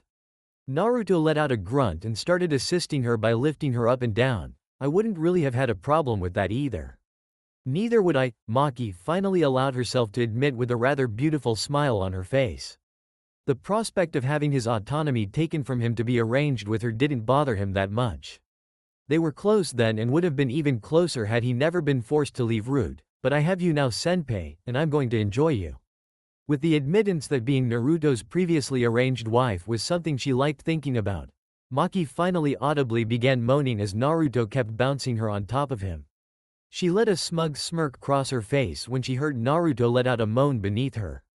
Not missing out on a chance to tease him even while getting off, Maki slowly slid Naruto's cock out of her all the way to the tip and slowly lowered herself down, taking her time with each up and down motion. The slow process of finally reaching her feeling of being filled, while progressively blissful for her, was probably tormenting Naruto. Well, it served him right for getting her this way over him. She saw him glare up at her and started speeding up again before he decided to do something to punish her. She didn't want to know what kind of pace he would set to get her back. Naruto sat up and placed his back against the nearby bamboo tree so that he could comfortably make out with Maki while she continued to vigorously ride him. One of Naruto's return thrusts forced her to arch her back in a soundless scream as it literally took her breath away. With his loss of Maki's lips to kiss, Naruto kissed his way down her neck and collarbone before rolling the bottom of her mesh shirt up and pulling it over her head to gain full access her bare breasts. Maki cradled Naruto's head to her chest possessively the moment she felt his mouth latch onto one of her nipples as Naruto rolled the tip of his tongue over the nub teasingly, making audible sucking noises that got her to grind in Naruto's lap, eliciting a loud groan from the two of them. My Naruto-senpai, it took long enough. Pulling his mouth away from Maki's bosom, Naruto smirked up at her. Well, let's make this worth your wait then, he said before moving forward to put Maki's back on the ground with him situated on top of her. Naruto placed Maki's ankles up on his shoulders and leaned on her, getting her to gasp at being completely filled to the brim with his dick. The only thing that kept Maki from crying out at the top of her lungs in pleasure was the fact that they were not in friendly territory, and a loud yell the way she felt like doing might get them discovered somehow even though they were nowhere near any encampments. The risks of an outdoor quickie apparently, and she really kind of liked it. Naruto felt Maki's fingernails digging into his shoulders and picked up the tempo of his fucking her to the point where she was gripping tightly enough to draw blood from his arms. She was such a tight little virgin, and feeling her soft breath pant in tempo on his ear as he mercilessly drilled the petite kunoichi for her previous agonizingly teasing pace was addictive. Maki's toes were curling in her sandals repeatedly with each and every pump he gave her. Capturing Maki's lips again, Naruto pushed the cool metal of his hite-8 against her forehead as her tongue beckoned for permission to play with his, permission that was granted. It was cute how little Maki knew about kissing, and apparently she was eager to learn as she tried to mimic the motions his tongue made. He found that she was lost when he stopped leading and sucked a gasp right out of her mouth when he renewed his efforts to drill her into the ground from above. A groan came from the blonde Jinchuriki as he felt Maki's pussy clamp down on manhood. Her entire body let off a powerful shudder that caused her to whimper and guided Naruto to his own orgasm, forcing him to shoot his seed inside of Maki with a low growl at the explosive feeling of release. Maki moaned softly as she felt Naruto fill her up and held him close to her when he set her legs back down around his waist where she wrapped them around his body to keep him close. She didn't want him to pull out yet. Not quite yet. So, Naruto said, still hovering over her and trying to figure out something meaningful to say while they were coming down from their emotional and physical high. Were you really supposed to hook up with me if I stayed en route? Maki chuckled a bit and ran a hand over Naruto's whisker-marked cheek fondly. A Hokage needs a spouse for credibility purposes later down the line. It just helps with the overall image to be in a stable relationship. Being married makes you seem more trustworthy to the masses. Would you have been okay with that? What did we just get through doing in CNF-held territory? Does that tell you what you need to know? Nodding in understanding, Naruto grinned down at her as she continued to stroke his cheek softly. You know, we'd have been the coolest looking cage couple ever. I'm not really sure what my mom looked like, but I think we'd have had her and dad beat. You think you're more handsome than the Yondaime Hokage Naruto-senpai? Not really handsome. I think I'm more rugged. Now that I've seen him in person, dad honestly looked kind of girly. Too much of a pretty boy. He should have told him that when he came face to face with his old man's soul imprint inside of his seal. But the deathmatch three-way slaughterfest against the Uchiha brothers kind of held precedence to any kind of witty remark that he happened to miss out on at the time. Damn, the only chance he had at getting that rip-off at Minato now would be using the Shiki Fujin. But he had to learn it first, and then there was the whole thing about getting trapped inside of the Shinigami's stomach. The Kyuubi within Naruto, which had respectfully been silent and kept to itself while Naruto and Maki had their moment, couldn't help but snicker at hearing Naruto call the blasted man that had sealed him into his current container girly. Despite her best effort to hold it back to keep her stoic rude kunoichi composure, Maki's melodic laughter eventually slipped out and filled the forest as she had just heard her Naruto-senpai call the most gifted Hokage on record, girly looking, out loud. Only him, and Lemon. Sanagakure no Sato, Far West Front.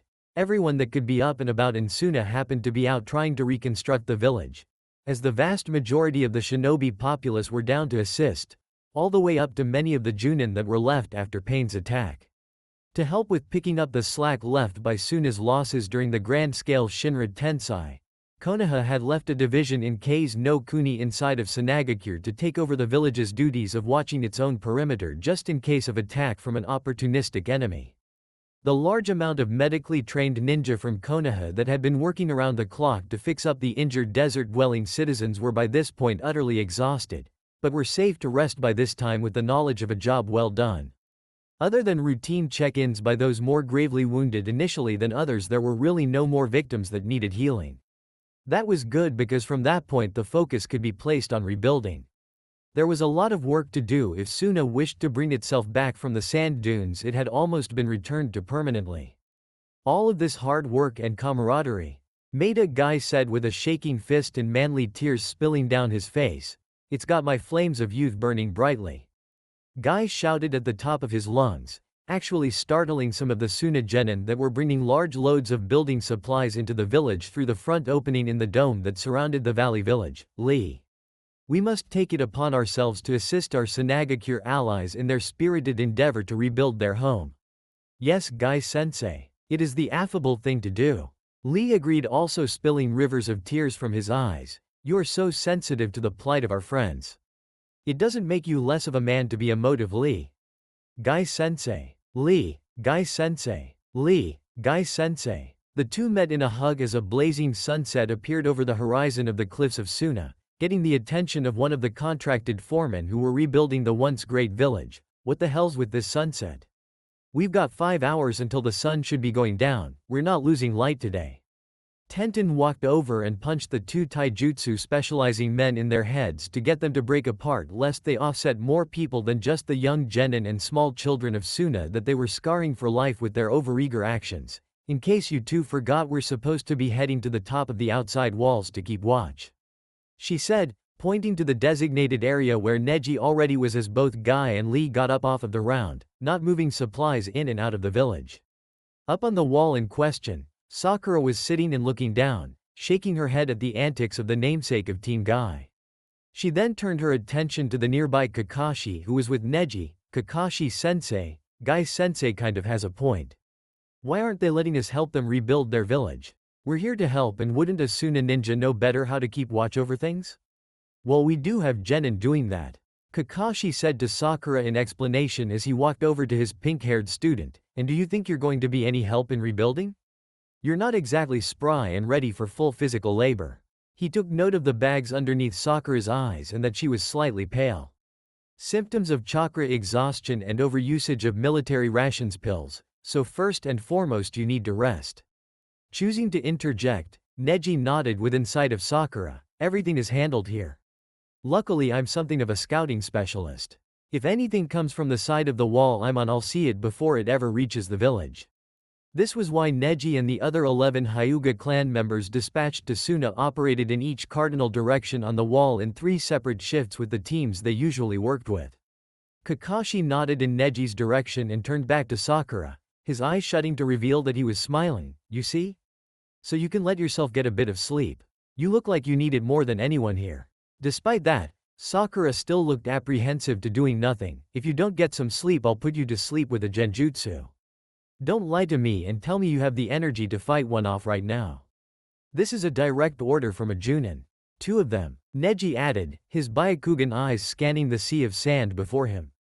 Alright, Sakura said, standing up to walk herself away from the top of the wall, swaying slightly on her feet and giving more credence to Kakashi's point. I'm going back to the barracks. But the second I wake back up I'm coming out here again. She finished as she walked away, trying to make it seem as if she had some kind of autonomy over the whole situation. As they watched Sakura walk away, Kakashi commented to Neji with a sigh, "Ma. Not even my student anymore and she's still giving me headaches, just like the other one." Apparently Tsunade-sama passes down being stubborn to her apprentices as well. But that would mean that Jiraiya-sama passes down. He let out a small giggle but shook it off, saving such a thought for later when he had free time to read. Neji's eyes seemed to squint as he picked up something on the horizon. I believe two Sunagakure shinobi are on their way back from a patrol. Two Suna shinobi? That wasn't right. At the time, every outgoing squad sent to do anything C rank or over would have two Konoha ninja with them to supplement the force that was lost due to injuries, death, and rebuilding purposes of the village. There's no one from Konoha with them? No, Neji said, feeling the same sinking feeling in his gut that he assumed Kakashi felt as well, and they seemed to be very injured. We should summon some medics to meet them at the entrance. There was a terrible sense of foreboding setting in his heart as Kakashi summoned Pakun to inform the other shinobi on watch of the incoming wounded. Yu no Kuni, past the northeast border of Hai no Kuni, Northeast Division Front. We're glad you're here, Jiraiya-sama. Genma Shiranui said as he accompanied Jiraiya through the buzzing battalion camp. Konoha ninja were all over, many of them dirty and a few coming into the camp were covered in dirt and grime and blood. Signs of battle. The dozens of hidden villages in this region had working relationships to keep from stepping on one another's toes for business before the war broke out. A nod came from the grim-faced Jiraiya. I'm aware of that. I've been reporting that for years. It was relevant information, but it had never really applied to Konoha, as the village that these villages had the main problem with was Kumo, whose military might raised tensions in the area due to their never having demilitarized like many others, and that's the major problem here, isn't it? Genma rolled the senbon around in his mouth as something of a nervous tick and took a map from the other shinobi escorting the VIP. The scar faced right into Miyashi. He pointed out the stretch of smaller countries between Hai no Kuni and Kaminari no Kuni. The entire region is choked with enemies. This entire battle that we're in as we speak, we're only fighting one village right now. Jiraiya's face twisted in a frown. It was a basic geographical advantage, pure and simple. Once one traveled northeast enough and tried to venture towards Kumo, the amount of land wound up bottlenecking, making passing through more difficult for an army. It was a basic stalling tactic, to use the landscape to keep Konoha from moving north, defending with one smaller portion of their force while the main bulk of the army dealt with the isolated Kumo further north. It was the best choice this portion of the CNF could make while surrounded, and Konoha wouldn't distribute its full force to this front since it held no major threat towards them. The enemy wasn't invading Hai no Kuni. They were dug in well within their own territory, so not only did they have strong defenses right in front of Konoha, the invaders from the south were already in turf that they didn't know as well as the invaded did. For all they knew, there were tons of enemies within the territory that they held in order to sabotage them behind the front line. Raida sighed and ran a grimy hand through his hair in exasperation. Fuck, I wish Kiri would make a landing already. We're stretched thin enough as it is and we could use the extra firepower. What's taking them so long? The first landings should have occurred 2 weeks ago, but nothing was happening from the coast. Logistics across the ocean were a pain in the ass. We can't worry about that right now. Jiraiya said, leaning against the outside of a medic tent. All we can worry about until we're told to do otherwise is our own situation here. Trust our allies to come through, and be prepared, because if something is wrong, trust me, we'll know soon enough. Now tell me what's happening elsewhere other than at the front line. It's pretty self-explanatory there. Genma nodded and pointed back somewhat towards the west. The back of the line is getting pestered. Supply routes being jumped with some ninja being captured or killed. Guerrilla ambush style. We thought it was maybe Taki, Kusa, or even Hoshi, but in one raid they were able to procure a body before the enemy could retrieve it and retreat or just destroy it on the spot. It's Otto, sir. An explosion rocked the ground, but no one really paid it any mind. Blasts from a ways out were routine signs that the battle was still raging. Shimogakure and Yumgakure were holding that line fiercely, and invading the latter village was going to be a pain and a half. But Otto? Orochimaru was dead, and there wasn't a real hierarchy of command established past him. That was something that was well noted by Jiraiya and the strike force that had taken down so many bases in search of Orochimaru himself.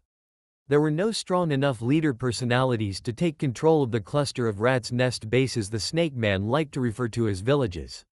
The best that could have occurred were several ninjas stepping up and calling themselves leader, leading to infighting between the different factions. Either that or Otogakure would simply be scattered to the winds. But this didn't seem to be the case. And whatever this turned out to be did not look to be very promising for Konoha's northeastern front.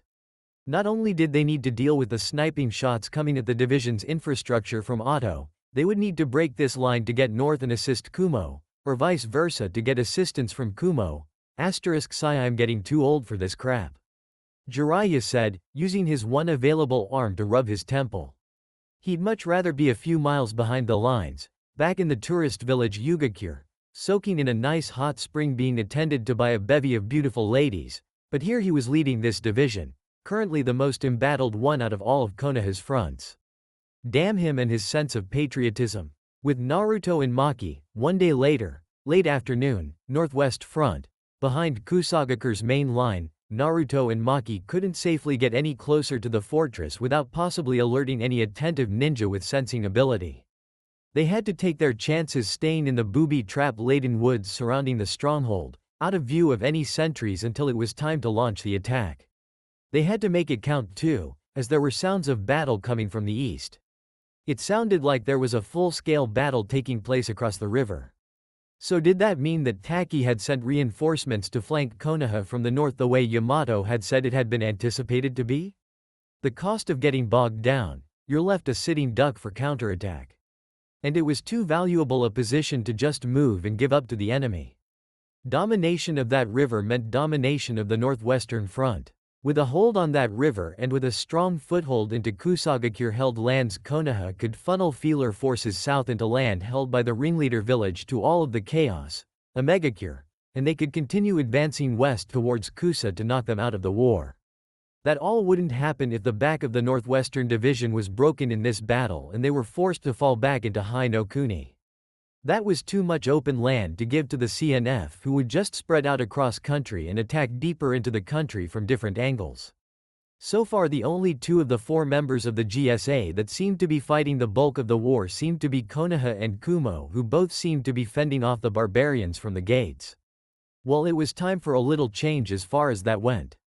The fronts were established. It was clear who Konoha would be fighting and where the battles would occur. It was time they stopped playing rope-a-dope and started hammering away and letting these bastards know just who they were messing with in case they forgot over the last 17 years. To say the least, it was time to scare the hell out of these clowns. People used to be afraid of Konoha. No one set foot over Hai no Kuni's borders without looking over their shoulder every 7 seconds. Because Konoha had people that you were legitimately afraid of.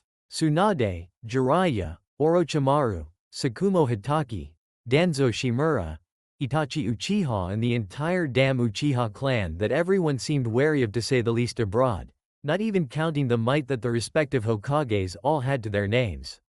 And Kumo had terrifying legends of their own. But in times of peace people thought that Konoha was soft. Untrue. There were just as many twisted bastards in Konoha in peacetime as there were in times of war. There was just no need for them. War actually made other countries aware of these particular psychopaths. Well, by the time the sun set on this day, Naruto would be one of these psychopaths. An outright devil among the living to his enemy, a hero to his homeland. That was what a Hokage boiled down to being. So how are we doing this, Naruto-senpai? Maki asked Naruto as they sat in the branches of a normal tree half a mile away from the fortress. Your small toad summons brought us the intel on enemy movements during shifts, and we've got the battle on the Konoha-held side of the river to keep full attention away from keeping watch over the fortress. It won't matter. We aren't sneaking in without a fight, Naruto said, hand to his chin as he weighed their options. They could try sneaking onto the premises, but the second they crossed the fence line all bets would be off.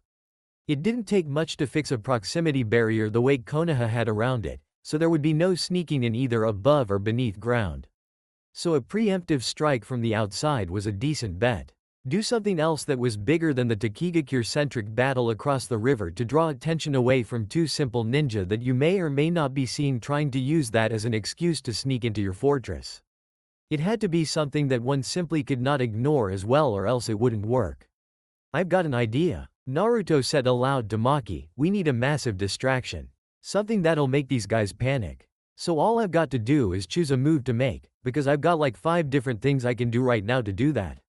No Rasen Shuriken. Maki told him with a stern finger. Maybe Rasen Raseki though. I need your arms intact. I fixed the Rasen Shuriken thing the last time I trained with Arrow Kyofu. Naruto responded, rolling his eyes. But he wasn't about to launch a gamebreaker Kenjutsu. He needed something that could and would let them know just how screwed they were. With one of his Rasengan improvements they'd barely have time to register what happened. No, he needed something more than just a flash of violence. He needed something PTSD-inducing. And just what could cause more mental trauma and night terrors than a toad the size of a biju terrorizing and attacking you and your comrades full tilt? Naruto stood up from where they were sitting and motioned for Maki to follow him as they got a bit closer. Close enough to get full sight of the fortress. It was a large stone structure surrounded by tents that were probably supply facilities. People were bustling around well within sight of the two Konoha ninja while Maki brushed Naruto's elbow to get his attention. What is our plan for getting in going to be? Make them shit their pants after they see this. Naruto said, biting his thumb and rolling through the hand seals for a summoning. You'd better stay close to me and hold on Maki-chan. Naruto advised her, giving her time to grab a hold of him before he slammed his hand onto the ground. Kachiyose no Jutsu. Summoning Jutsu. From a massive puff of smoke, out stepped a massive magenta horned toad in a black kimono with a sasamata in its hand and a large shield on its back. Both Naruto and Maki were on top of his head, though Naruto stood next to a larger than him Gamakichi and Maki was sitting on Gamakichi's back. Naruto ni what's up?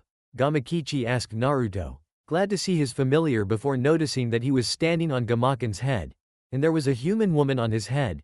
And underneath Gamaken there were tons of shinobi freaking out at the sight of him. What did you just summon us into? A fight, Naruto said, patting the orange toad on the side of the head. Are you and Gamaken ready to get down to business? I'm counting on you guys. Gamaken heard Naruto's voice and addressed the newest master of Sage Mode, Naruto-san. You require our assistance? He asked the young blonde man. Yeah, Naruto said, pointing down at the fortress and everything surrounding it. We're destroying that, then we're heading east, and we've got to raise hell the entire way. You're up for that, right?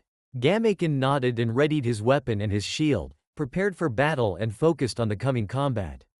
Meanwhile Gamakichi's eye was twitching. So you want me to go down there and fight all of those ninja right now? You'd better treat me to one hell of a drink after this is over. Just pretend that it's like the forest of death and the spiders. Naruto told him before pointing to Maki who was peeking over the top of Gamakichi's head, and Maki-chan's a genjutsu user so she can confuse the hell out of them while we're cutting them down. I hate fighting those stupid spiders, Gamakichi grumbled in return as from inside of his vest he pulled out a tanto, resigning himself to helping Naruto out with his battle. He didn't want to grow all apathetic and grouchy like Gamabunta did every time he was summoned. He then noticed the girl sitting on him and noticed that she smelled faintly like Naruto, putting a smirk on the toad's face. Go Aniki.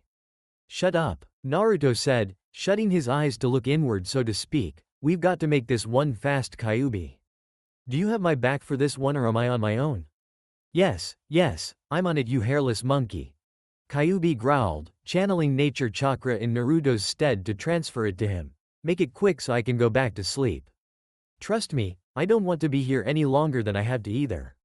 Naruto thought to himself as his eyes took on Sage Mode traits and he allowed his Sharingan eye to come into use from behind the contact lens. Maki-chan, stay on Kichi and do your genjutsu thing to screw these guys up.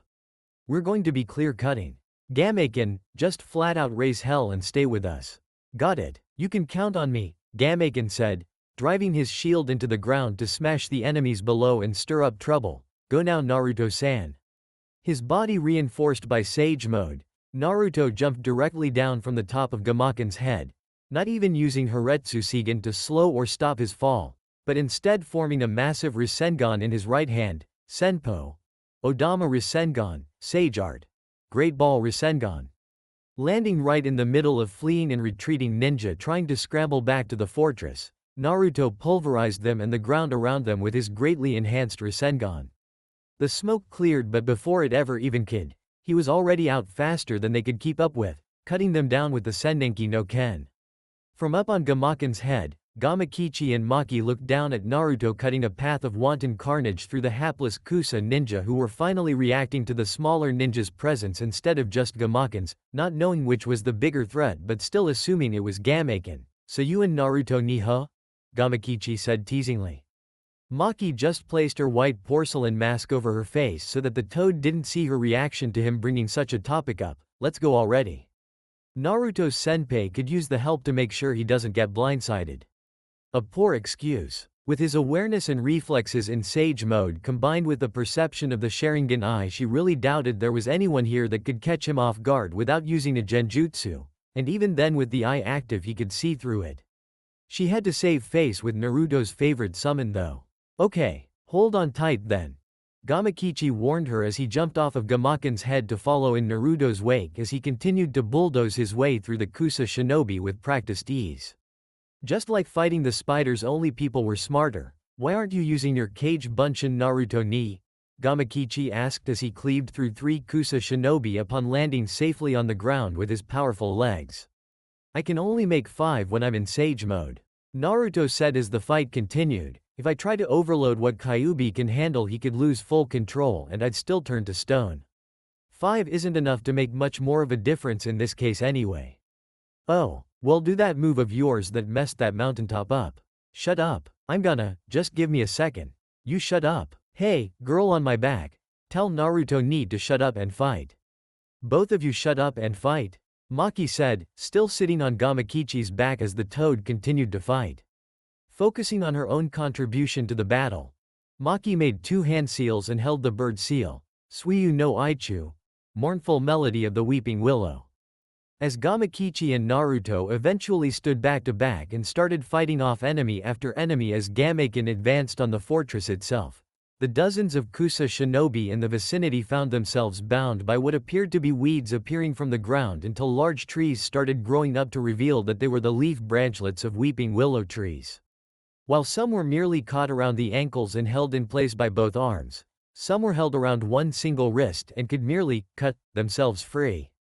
Others were wrapped up entirely around the body and some around the neck where they were choked lifeless, and some dropped to the ground as if a noose had been tightened around their necks.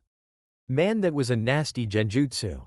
Kichi, let's mop these clowns up before too many people break it," Naruto said, placing a hand on Gamakichi to channel wind chakra through his partner. "Let's not have Maki-chan hold these guys here for nothing." Gamakichi nodded and his cheeks puffed out while Naruto momentarily unsealed the Amaterasu flames in his left arm. The deadly black flames were released in time with Gamakichi releasing a steady jet of toad oil from his mouth that Naruto dropped a spark of the Amaterasu flames onto. Senpo. Yami Gamayu Enden, Sage Art. Dark Toad Oil Flame Bullet. The jet of oil from Gamakichi's mouth, fueled to spray with more force and speed by way of the wind chakra Naruto had been channeling through him, ignited with the otherworldly black fire that took the oil like the accelerant it was, dousing the enemy in a powerful dark blaze that Gamakichi guided in a complete circle around himself, Naruto, and Maki. The cries of those caught in the flame were those that had been freed from Maki's genjutsu. Too bad there was an even greater pain for them right behind it. At least there was no pain after that point, because their suffering gave way to their deaths. But Naruto-senpai were trapped now. Naruto just smirked at Maki and she remembered what he did with the black flames upon seeing her. He could reseal them back into his arm no matter how much he managed to manifest and how much came from the spread of the fire, which he did right in front of her at that moment. Okay, but now what? Naruto looked forward at the fortress and the setting sun in front of them and then behind them towards the east. Gamaken. Go east and cross the bridge. I want you to help out the Konoha shinobi that are in battle right now. Gamaken stopped his unbeatable rampage on the Kusa shinobi who were trying to dredge up some kind of way to bring the big toad down, as even their powerful ninjutsu would just end up being stopped by his shield. Are you certain? Naruto's response was the formation of two cage bunshin at his side as he held his right hand above his head. This got Gamaken's jaw to drop for a moment before he nodded. Very well. I'll do my best, Naruto-san. And with a great jump he started heading east as directed. As Maki saw Naruto's clones begin to form a wind shell around the Rasengan core in his right hand, she let out a gasp before fully preparing to turn on the medic nin in her to scold him. Naruto-senpai, what did I tell you about using that jutsu? You'll tear your arm up for life. I told you I fixed it already, Maki-chan, it's cool. Naruto shouted back at her just as the wind shuriken-coated Rasengan began letting off its high-pitched whine that showed that it was ready. But he didn't charge forward with it to ram anything the way he did when he fought Itachi and Sasuke. Instead, his clones dispelled with their jobs complete and Naruto actually threw it. Futon. Rasen Shuriken, wind release. Rasen Shuriken. It flew through the air smoother and straighter than an actual metal shuriken would have. The wind chakra comprised blade spinning all the way at a speed no lesser shinobi could have dodged. And when it touched the wall of the fortress it cut right into it before expanding into its destructive wind sphere, disintegrating the lesser materials of the stronghold and bringing what was left of it down around the foundations. Maki stared in awe at the destruction wrought by a perfected Rasengan variation. And just like Naruto said, there was no damage done to his arm whatsoever. But what was left of the Kusa forces grew a backbone once Gamaken left, and seeing Naruto take down their fortress with one jutsu only made them desire his head as compensation. Naruto started blocking projectile weapons with his ninjutsu after hearing them whistle through the air, and Maki jumped back onto Gamakichi as the toad hopped away from some weapons thrown his own way. Tenchi bridge? Maki asked, her tanto drawn just in case it was necessary. Bridge, bridge. Naruto and Gamakichi replied, as the blonde made 5 cage bunshin to surround Gamakichi's backside to make sure he was safe for their retreat back across the bridge. Come on, Kichi. The clones and Maki channel have your back. You're with me because we're cutting our way out of here. He barked with authority as he rushed headlong into the enemy, barring their path from the east, Gamakichi right on his heels. Both human and toad cutting the enemy down before they could even reach any sort of apex with their weapon swings or finish any hand seals for their jutsu. That was going to be one long 2-mile run. High no Kuni side of Tenchi Bridge. The bridge was in full sight for the currently embattled platoon, as not only were they being attacked by Takigakure ninja, they were taking it from across the bridge from Kusagakure as well. Tayuya's flute was working overtime as her steady stream of notes gave wordless directions to her 3 large summoned demons who were moving about the forest, assisting the other Konoha ninja in her combat group as best she could. Fucking Yamato Taiko was right. Even setting up measures to stop it didn't do that much. They pushed through our original defensive position north and drove us back. The battle had turned into a team deathmatch in the forest around Tenchi Bridge and on the same bridge, as they were fighting to keep Kusa from destroying the bridge so that they could eventually advance over it after it became known that Naruto had destroyed the fortress on the other side and had crippled Kusa's defensive efforts. In another place, Anko was trying to pick off enemies throughout the forest with weaponry, riding on a large boa constrictor that devoured and smashed anyone that got in its way. Crazy bitch could really fight. And being stuck in a glorified staring contest with the Kusa force across the river for at least the last week or so had her chomping at the bit for some old-school bloodshed. Meanwhile, Tayuya smirked as she saw a Nara clan member capture several Takigakure shinobi with their shadow technique, allowing her to take advantage and use her doki that possessed the club to deliver sweeping smash that ended their lives in one swing. From behind she heard the sound of metal clanging and turned to see that both Kotetsu and Izumo had her back with their dual kunai blades that were connected by a chain for teamwork fighting. She gave them a nod of acknowledgement that they both returned with smirks as she continued playing her flute, and they all carried on with the fighting. As the battle continued, the ground shook with a thunderous crash. The northern portion of the battlefield forest where Taki reinforcements were slated to continue appearing from wound up being cleared from the earth with a swing of a massive Sasamata that ripped up lots of the actual topsoil to boot. Over the top of the tree line, it was seen that a large magenta toad was there with a vengeance, as it was helping them destroy enemy troops with a vengeance like it had something to prove. Only two fuckers I know summon toads. Tayuya thought to herself as the Takigakure ninja started freely retreating back north and the Kusa ninja started falling back to the Tenchi bridge to escape to the fortress across the river. And I don't hear any loud ass, annoying yelling about how great the awesome toad sage is. So that means that it's the other one. She thought to herself with a smile as she chose to join in with many of the others set on chasing the Kusa attackers back to the bridge, set on turning their retreat into a full-on rout. Upon reaching the bridge and seeing the shinobi that were running away, Tayuya smirked at seeing a larger-than-human orange toad fighting off the head of the retreating Kusa force. With Naruto and his 5 clones were busy fighting off a wave of Kusa troops that had come storming across the bridge as if the devil himself were chasing them. Able to see Gameken terrorizing the enemy a little bit north in the woods, they could tell why they'd be scared with reinforcement like that from Konoha. It wasn't as if either village had a Jinchuriki or a grand summoning contract that could go toe-to-toe with a boss-level summon. "Why did your cute partner run away when we got to the bridge Naruto ni?" Gamakichi asked as he swung his blade with a practiced deadly precision. He'd be better at Kenjutsu than Gamabunta once he got as big as his dad at that rate. "Your comrades are right over there. I can see them. Maki-chan isn't supposed to be here, Kichi," Naruto explained, jumping on top of his toad brother's head to throw some shuriken into the sky and form some hand seals to rain down some hell. Raiden.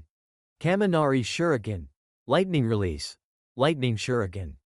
Jolts of lightning fell sporadically from the sky, striking at the enemy just as the Konoha contingent reached them and a pincer attack was waged to eradicate the remainder of the unfortunate enemy ninja.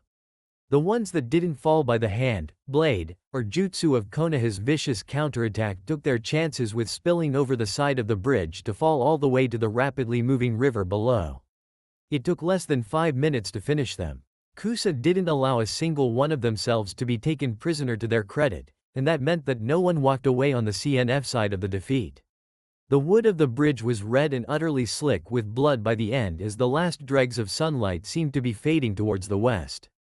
The other portion of the battle had ended as Konoha had allowed Takigakure to retreat in exchange for rushing full tilt across the bridge and clearing out the forests of that side to assert a solid foothold on Kusa's landholdings. Gameken had dispelled in a massive puff of smoke that could be seen for miles. From that point, Gamakichi and Naruto just watched as the division seemingly picked up and moved a significant portion of their operation right across the bridge like clockwork, barely an hour after the bulk of the battle ended. Not a moment was wasted, not a single beat was missed. Efficient as all hell. Danzo would have been smirking at that sight if he were still alive. He knew for certain that the Kyuubi within him approved of the domination shown by its Jinchuriki. "Smells like blood, death, and defeat Naruto ni," Gamakichi commented as he and Naruto started walking past the other ninja heading across the river to advance to the new base point to the command post back on the original Konoha side for some rest. "Right, smells like victory," Naruto said, sage mode long since faded away due to having no further need for it as he rubbed away a stray bloodstain on his cheek and noted that his clothes were more or less coated in it. He seriously needed a shower and a change of clothes like nobody's business. "I've still got an adrenaline rush, but I'm going to crash like a Nara when this fades." He gave the toad a pat on the back as they kept walking. "Now let's go get you that drink, buddy. Don't touch me with those hands until you wash 'em," Gamakichi said, faking disgust as he himself had just as much blood on him that he was going to wash off first thing after taking himself home. "Do you know how many people we killed today? It had to be more than 200. If you're in Gamaken's kills count as my kills since I summoned you both, I think I killed like 500. Naruto said, remembering the conversation he had with Jiraiya a long time ago about the body counts of the most powerful shinobi of their time. "I'm not counting taking down the fortress. I have no idea how many people were in there." Gamakichi let out a low whistle and tried to estimate just what his contribution to the battle had been. "I got more than you."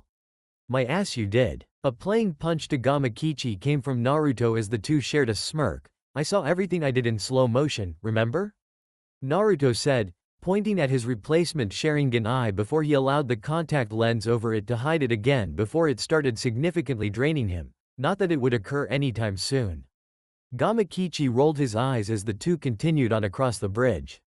At the end of the bridge, Leaning against one of the main massive beams that held the absurdly large rope suspension bridge up was a battle-weary Tayuya who had apparently been waiting on Naruto to come back that way. Seeing her in the growing early darkness of the evening, Naruto gave Gamakichi a pat on his vest-covered back. "Hey, go on ahead and get yourself your sake. If they don't already get it for you when you ask, just say that you're with me. I'll catch up in a minute." Not really making Tayuya out at that point from that distance away, with all of the ninja coming their way to cross the bridge, and the fact that he'd seen so many humans with flak jackets on that day that they started blending together for the orange toad, he nodded and hopped off ahead of Naruto as he started lagging a bit behind. Eventually coming to a stop in front of Tayuya, the two gave each other a once-over, frowning at what they both saw of the other's haggard-looking appearance and speaking simultaneously. "You look like hell, shit," they said at the exact same time, blinking at one another for the comments in stereo. Naruto let out a chuckle and held up one of his black-gloved hands to scratch at his blonde hair that also had blood in it in flex. "Wow. I try to be nice and just say hell and you go right for the throat and say I look like shit. Thanks. I needed that," he finished sarcastically, getting a knock to the shoulder for his trouble. "I was being nice. I could have said you look like something worse than shit, believe it or not," Tayuya said with a toothy grin despite how exhausted she looked otherwise. He honestly had no other choice but to believe her. He had legitimately heard Tayuya angry at someone before instead of just how she normally spoke, and her cursing got far more liberal and creative when she found someone to hone in on like a pit bull, I guess. "So was this fast enough for you? 3 days instead of 4 like you thought? That's what I call results." "I guess so," Tayuya replied in a voice of false pondering, still kind of slow though. "You really made us work for that one Uzumaki, but at least you showed up for the party altogether. I knew you wouldn't get your ass killed while you were over there." Naruto was able to see that Tayuya's body was rather weakened by her lack of useful energy at this point and put her on his back piggyback style as he started walking back to the command post. "Oh, you figured I'd be back because nobody's stopping me until I become Hokage like I said, right?" Instead of fighting it and telling him she wasn't some fragile bimbo that needed to be carried, Tayuya just let it happen and decided that there were worse ways to be treated by someone like Naruto, going along with the ride and wrapping her arms around his neck to hold on. "No, that's not it. It's because I thought you'd have made this whole fucking thing work out somehow, even if you had to find a way to tame the goddamn plant life over there to help you out. You're a fucking nutcase, you know that?" Naruto just shrugged as if to say, "So what?" as he was already aware of that to a certain extent. Tayuya just settled into keeping her hold on him as he walked her back to the base to get some rest. "Man, where did Maki-chan go? Did she really just cut out and go home? The mission was done, I guess, and she can't really be caught away from Konoha like this, so I guess it fits." He then turned to the side and had to do a double take as he saw Maki walking next to him. "Damn, well there goes that theory. I am not Maki Naruto-senpai. She locked you in a genjutsu so she could say this to you without anyone seeing her. Please don't speak out loud or someone will think you're crazy or they're under attack." "Whoa, she got him with the Sharingan off, damn. Did you know she did that to me?" Naruto asked the Kyuubi in his head. "Yes, I did. Now shut up and listen to the girl already so I can go back to sleep. All of that hapless slaughter makes me sleepy." Not waiting for a response as she wasn't programmed to respond to remarks, Genjutsu Maki spoke her predetermined words. "Root is about to begin their own black ops behind the scenes of this war, and it was made easier for us to begin because of this mission. We'll still be helping you when we think it's prudent, and we might be able to do it freely as well because for the moment we have Hokage-sama's silent blessing to go ahead with our operations at least until the end of the wartime conditions." Naruto's eyes widened, but he nodded to himself almost imperceivably. Good old Tsunade Bachan. "Yeah, give him a chance. That was good. That was very good. So until we can meet again, Naruto-senpai, I have one more message to give you," Genjutsu Maki said before turning to glare at Tayuya on his back and smiling sweetly at him himself. "Don't get yourself killed being stupid, and don't you forget about us either." The message was her subtle way of saying, "Don't forget about me." No problems there. And just like that, the genjutsu ended with Naruto still walking through the forest as if the illusion had never settled over him.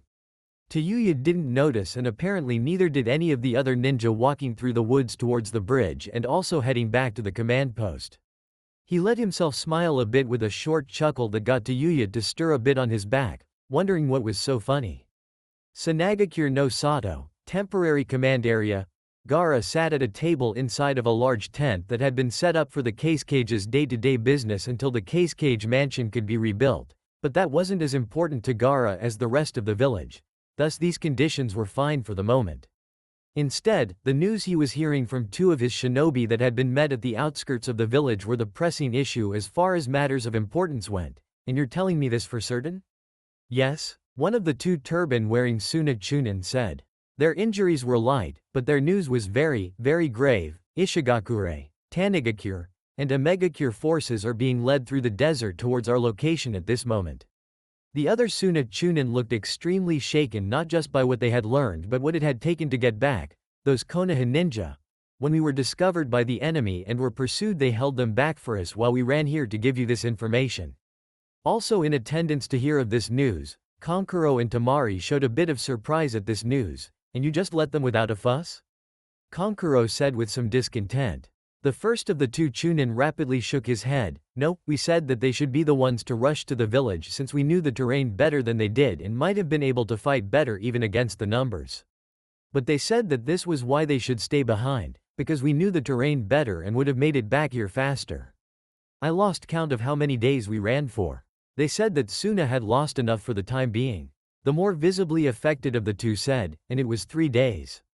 We had run for 3 days before coming back here. They're coming from the northeast.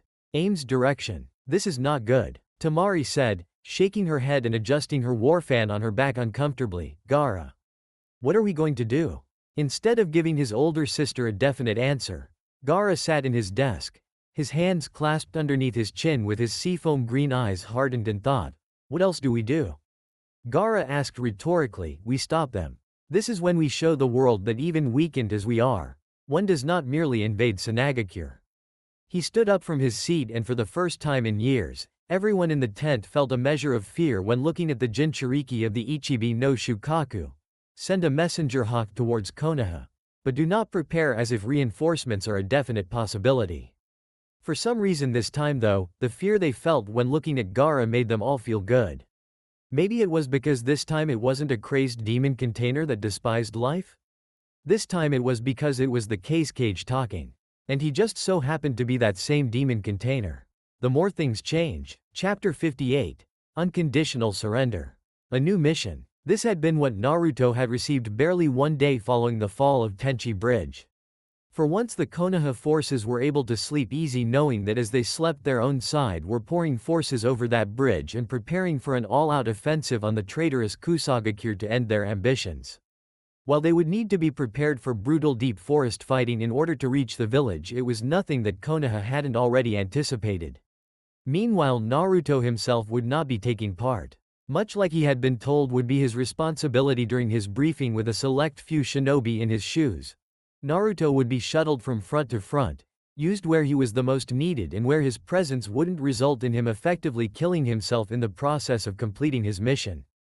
Thus he was called away from the Northwestern Command Post and back to Konoha for the specifics of his next mission. The very peaceful trip back across the countryside of Hai no Kuni belied just how intense things were at each border of the nation. The only truly safe border of the country happened to be further towards the southern coast, as everywhere else the nation happened to be surrounded by enemies on all sides. Even the enemies between Hai no Kuni and Haze no Kuni could focus their efforts all on Konoha, because Suna would certainly not be launching any offensives. However, the northwestern theater of the war seemed to be proceeding nicely.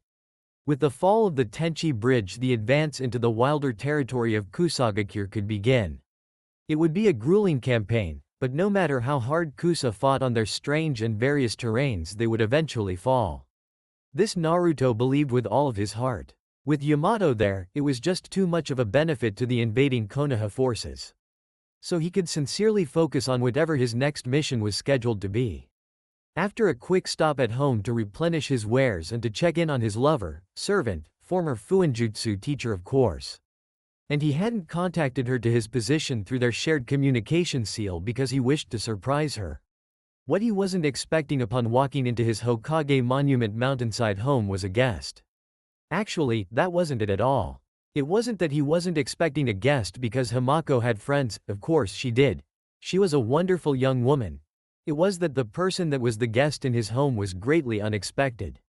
Yugito? Sitting on one of the couches of the living room the moment he walked down the chamber stairs entering the home was the Jinchuriki of the Nibi no Nekomata, Yugito ni. She was also the representative of Kumo's stake in the alliance with Konoha, and since those two villages were the two primary mainland forces of the Grand Shinobi Alliance, they each had a representative in the other's village. "What are you doing here?" Said young woman was simply calmly sipping a glass of milk and looking at the view of Konoha from Naruto's window. It really was magnificent scenery. How he managed to secure a home like this she would wonder for quite some time. In the meantime, though, she found nothing wrong with addressing him. "What am I doing here? And here I thought you would be happy to actually see me after your time in the field." Naruto rolled his eyes and entered the living room, choosing to take a seat on the couch next to the foreign kunoichi. "Don't even be like that. It's kind of weird that I get home for a bit before my next mission and you're right here. You'd be suspicious too, wouldn't you?" "Guilty." Yugito chimed in, continuing to drink the milk she had been provided free access to as a guest in this home. "But for now, let's just catch up. So what have you been doing since you left Konoha?" Turning towards her with a deadpan look on his face, Naruto's lips quirked only momentarily in amusement before he answered, "I've been dealing with people trying to kill me. It really isn't that different from any other time yet, except for the fact that I've got to fight more than usual and they usually know I'm coming." "Smartass," Yugito remarked with a twitching eye before deciding to try and get one over on him. "And here I was going to tell you all you needed to know about your next mission. It looks like you're making that long walk to your Hokage's office to get your next assignment." That put Naruto off a bit, but he then simply stood up and got directly into Yugito's face for effect. "Our villages are allies right now, and we're pretty close, but why in the world would you know what my next mission would be? If you want me to stop being all snarky, you've got to try better than that, pretty kitty." He then stopped when he felt something sharp directly underneath his chin and looked down to see an extended fingernail from Yugito pressing underneath his jaw. "That's new." "Not really," Yugito chirped calmly, satisfied at the thought that she had won that round. "Now, let me finish my drink, then I'm going with you to the tower to get your next mission." She allowed him enough space underneath his chin to nod and then retracted the claw of a nail while Naruto rubbed the underside of his chin, glaring a bit at Yugito. He seriously didn't know she could do that, right? "Well, I'm going to check on Himako-chan and see how she's doing. I kind of wanted to surprise her with my coming back." "You can do that at the tower," Yugito said as he started to head towards the hallway that led to the other rooms of the house, stopping him in his tracks. "She's taken up a place in village defense, so she goes for meetings every day now." Naruto mumbled to himself about stupid Tsunade Bachan putting Himako on village defense when she couldn't fight, but accepted this and decided to see if he could grab a bite to eat of something that wasn't rations while he was home. He might as well enjoy what luxuries he could get while not in the field, since it seemed he was going right back there. Sanagakure no Sato, standing at the opening of the dome that surrounded the outside of his village entrance. Gaara simply stared off into the sands with his arms folded over his chest. He walked out into the desert and pressed his hand into the ground, shutting his eyes. He had sent his own specialized sand out to monitor the area around Suna in preparation for the coming invasion he was told would be coming, Suna no Kanchi, sand sensing. But he couldn't feel anything. A frown was clearly visible on Gaara's face. He had been told an attack was coming. An entire squad was decimated for stumbling upon the attack force in the very direction he had sent the sand, and apparently they weren't close within meddling distance, yet. The attack had to be coming from the direction of Konoha though, because two messenger hawks were not able to reach through and relay this to Konoha. This just meant that the enemy was smarter than most shinobi from the 5 major villages would give them credit for. Being smaller villages, separately they all had to tread lightly around the bigger ones to ensure that they did not step out of bounds and find themselves on the bad side of one of the dominant ones. Of course, this would mean that they would know how to deal with a situation like this. They know better than to get close enough for me to see them. Gaara thought to himself. If they were fool enough to camp within sight of the walls of Suna, they were labeling themselves the ignorant fools out for nothing more than the glory of finishing off a wounded hidden village. If Gaara could see them throughout the endless rolling sands of his desert, he could handle them accordingly. A siege would backfire for this reason. They would be the ones being sieged upon by Gaara's sand, and over the years he had prepared enough of it to distribute around his village to shield it entirely and raise hell of the 9th level to any fool that was seeking to do it harm. Because he was the damn case cage for a reason. If that weren't enough, he always had the option of showing them why having a Biju was ever so important in the growth of the 5 major villages when he would transform into the Shukaku to run roughshod over them. But that was a last resort. His control over Shukaku had improved, but a full-on possession was always at risk when he did that, and Shukaku wouldn't distinguish friend from foe, because it had no friends in Suna. It would probably trample over what was already being rebuilt just for shits and giggles, and he knew this. Case Cage Sama. Gaara, due to his use of his jutsu to sense through the sand, didn't need to turn around to know who it was standing behind him, Kakashi Hatake.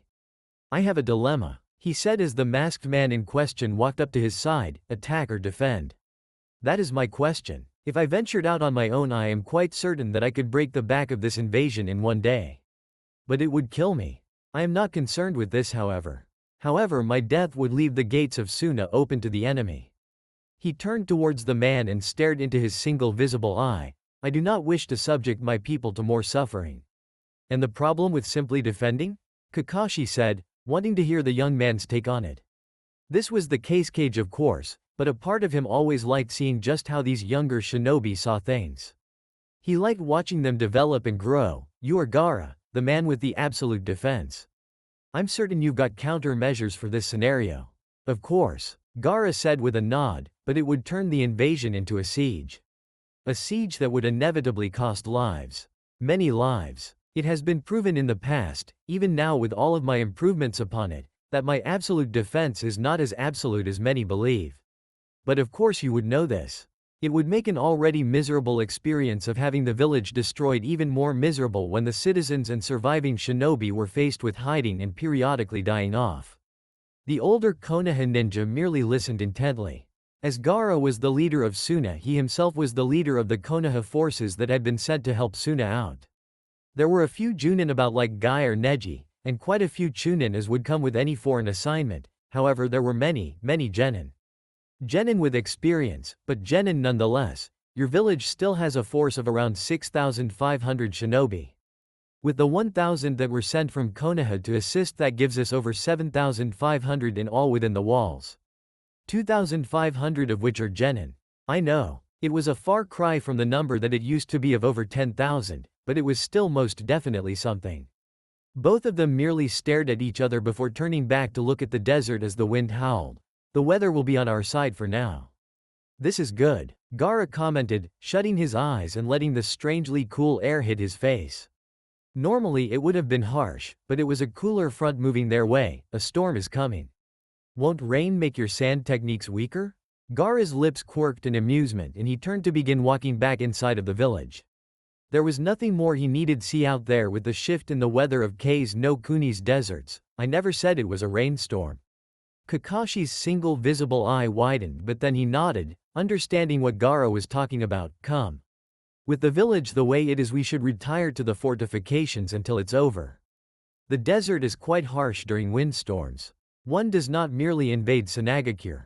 Konohagakure no Sato, Hokage Tower. Naruto walked through the halls with Yugito and Hamako in tow after retrieving the white-haired Fuinjutsu expert from where she had been advising Konoha's defensive leaders. About what? Naruto had no idea, but when he was allowed into the chamber they seemed to have been listening to her very closely. You could have told me you were a defense advisor. Naruto grumbled, only getting a bright smile from the chesty servant girl in return. What are you advising them about anyway? You know how to defend a whole village? No, Hamako admitted with no shame in doing so, but there are some things that I am good at. I did live through a previous invasion of a very strong hidden village, even if I didn't see most of it. She didn't really have anything to do with no Naruto to take care of at home, so she needed to do something productive. I'm not as helpless as I seem, Naruto-sama. Well, he knew that much. But in a fight against an actual ninja she would be killed. Hamako didn't know anything about fighting outside of the application of Fuinjutsu. She wasn't fast, she wasn't strong, she wasn't combat knowledgeable. She was one step away from being a regular person, she wasn't any kind of soldier. But he was just being paranoid. Even if Konoha was somehow overrun, she wouldn't be on the battlefield. And if she was, he would probably kill the person that allowed her to be there himself once he found out. Just let her do it if that's what she wants. Yugito said, coolly walking on one side of Naruto through the halls towards Tsunade's office. You can't honestly expect to go off to fight a war and have her just sit on her hands to wait for you to come back. I wasn't going to tell her to stop. Naruto defended weakly, panning his eyes between the two women on both sides of him. Hamako's really my servant just because she wouldn't let me turn her down when I brought her to Konoha with me. She can really do whatever she wants. Hamako nodded in agreement. Master's so good to me. Even after the amount of time they had been living together, Naruto still never got used to that. Yugito simply looked amused though. Watching Naruto in his own home village was way more interesting than watching him walk on eggshells in Kumo the way she had been used to seeing him. Naruto-kun's just a sucker for women. No, he was a sucker for women that mothered him. He didn't bend his will for any women or anyone in general other than Tsunade, Shizune, and Hamako. The first one due to the fact that she was his cage, and if that weren't the case she was still the closest thing to family he had in Konoha. And if that weren't the case she could throw him from the top of Hokage Monument straight over the village gates. The second because she was like an aunt or a sister and disappointing her made him feel terrible for some reason. The third because she had been taking care of him and his home for years and was his closest confidant. There were other reasons that Hamako in particular could get him to do whatever she wanted. Physical reasons, loving reasons that didn't involve threatening him in any way. But that was an entirely different matter altogether, that bringing up in the presence of another lady, as potentially violent as Yugito, would have been frowned upon. Speaking of one of the female devils of his life, the mishmashed trio entered the office of Naruto's mother figure, and overseeing commanding officer Tsunade was sitting, seemingly waiting on him. You know, I didn't expect you to get back so soon.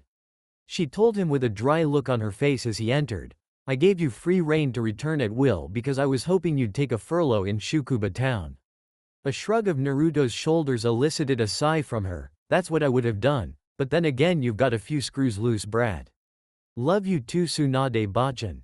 Naruto remarked as he walked towards the desk and got professional, standing at attention, alertly staring straight ahead. You have another mission for me, Hokage-sama?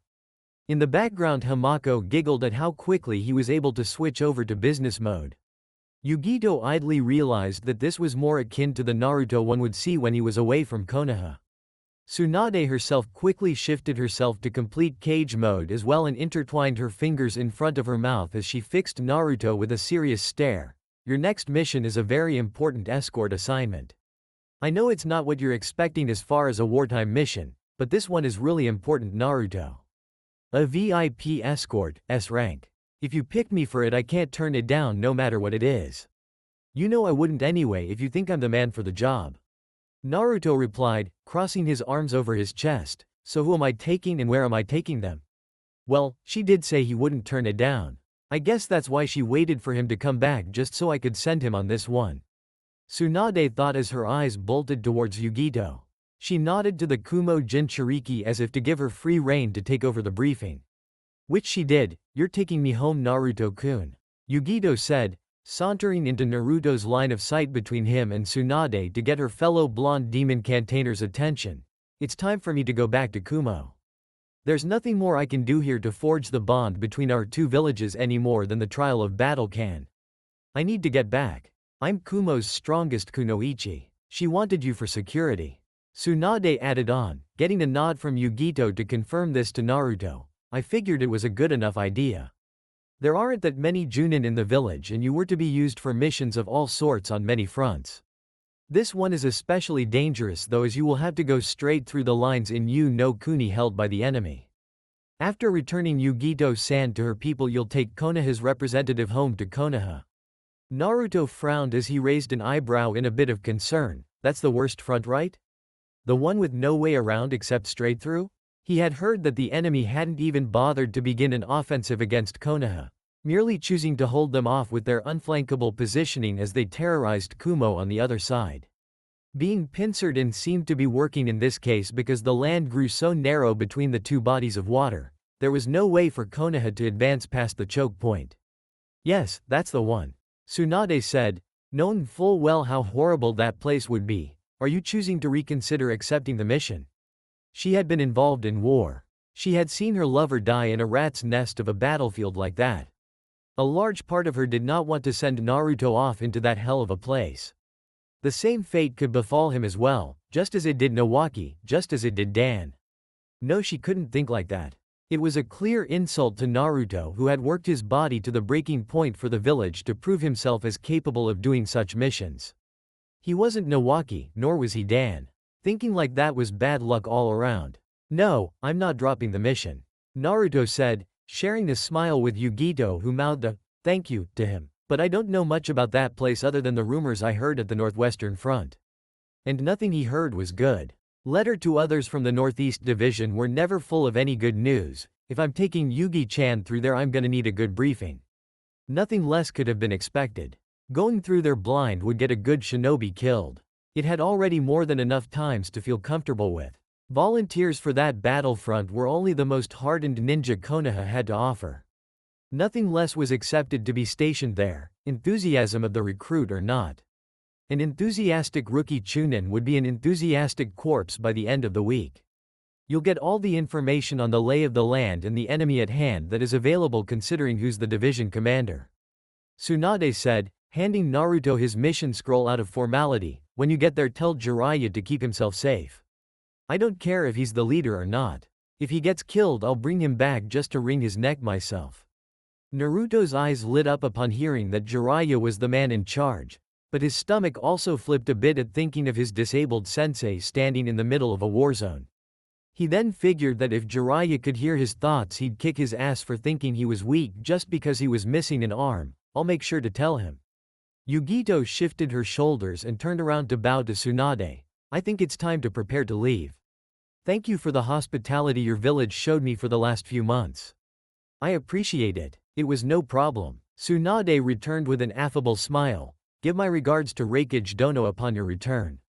Naruto will get you home without a scratch on you. She turned towards the young man in question, who was still standing ramrod straight. Won't you, Naruto? I do not make promises I can't keep, Naruto thought to himself immediately after before turning to Yugito and clearing his throat. Yugi-chan. He started, intending to be as straightforward as possible. Something that got her full and undivided attention. We are going to get scratches. We are going to get a lot of scratches, and probably a lot worse than scratches. A palm smacked off of Tsunade's forehead of her own volition. Way to make the client feel safe before departure, brat. I just now remembered why I stopped sending you on these. She then waved Naruto off with a dismissive hand gesture. Ta no Kuni. Otogakure hideout. Kabuto-sama. A nameless Otogakure shinobi said from outside the shut and locked doors of a laboratory that had been taken over by the Konoha defector as his main office and place of work. The Konoha forces at the Yuki no Kuni border are aware of our raids against their reinforcements and supply transports. It took them long enough.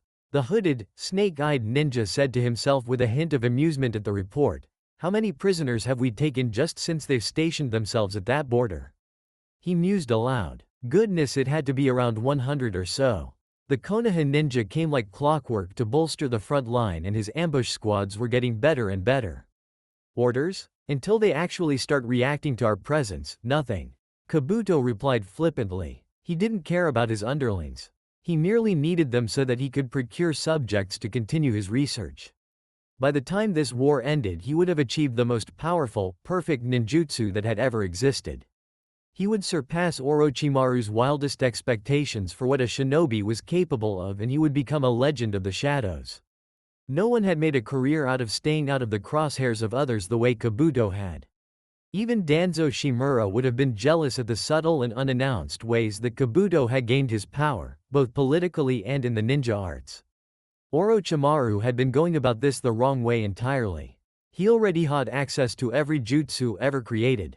No Sharingan was necessary to tediously run them all down and view them to copy them. No need for physical modifications to give one's body the advantage needed to perform certain jutsu. Yet still he could have had every ninjutsu in the world that had ever existed at his command.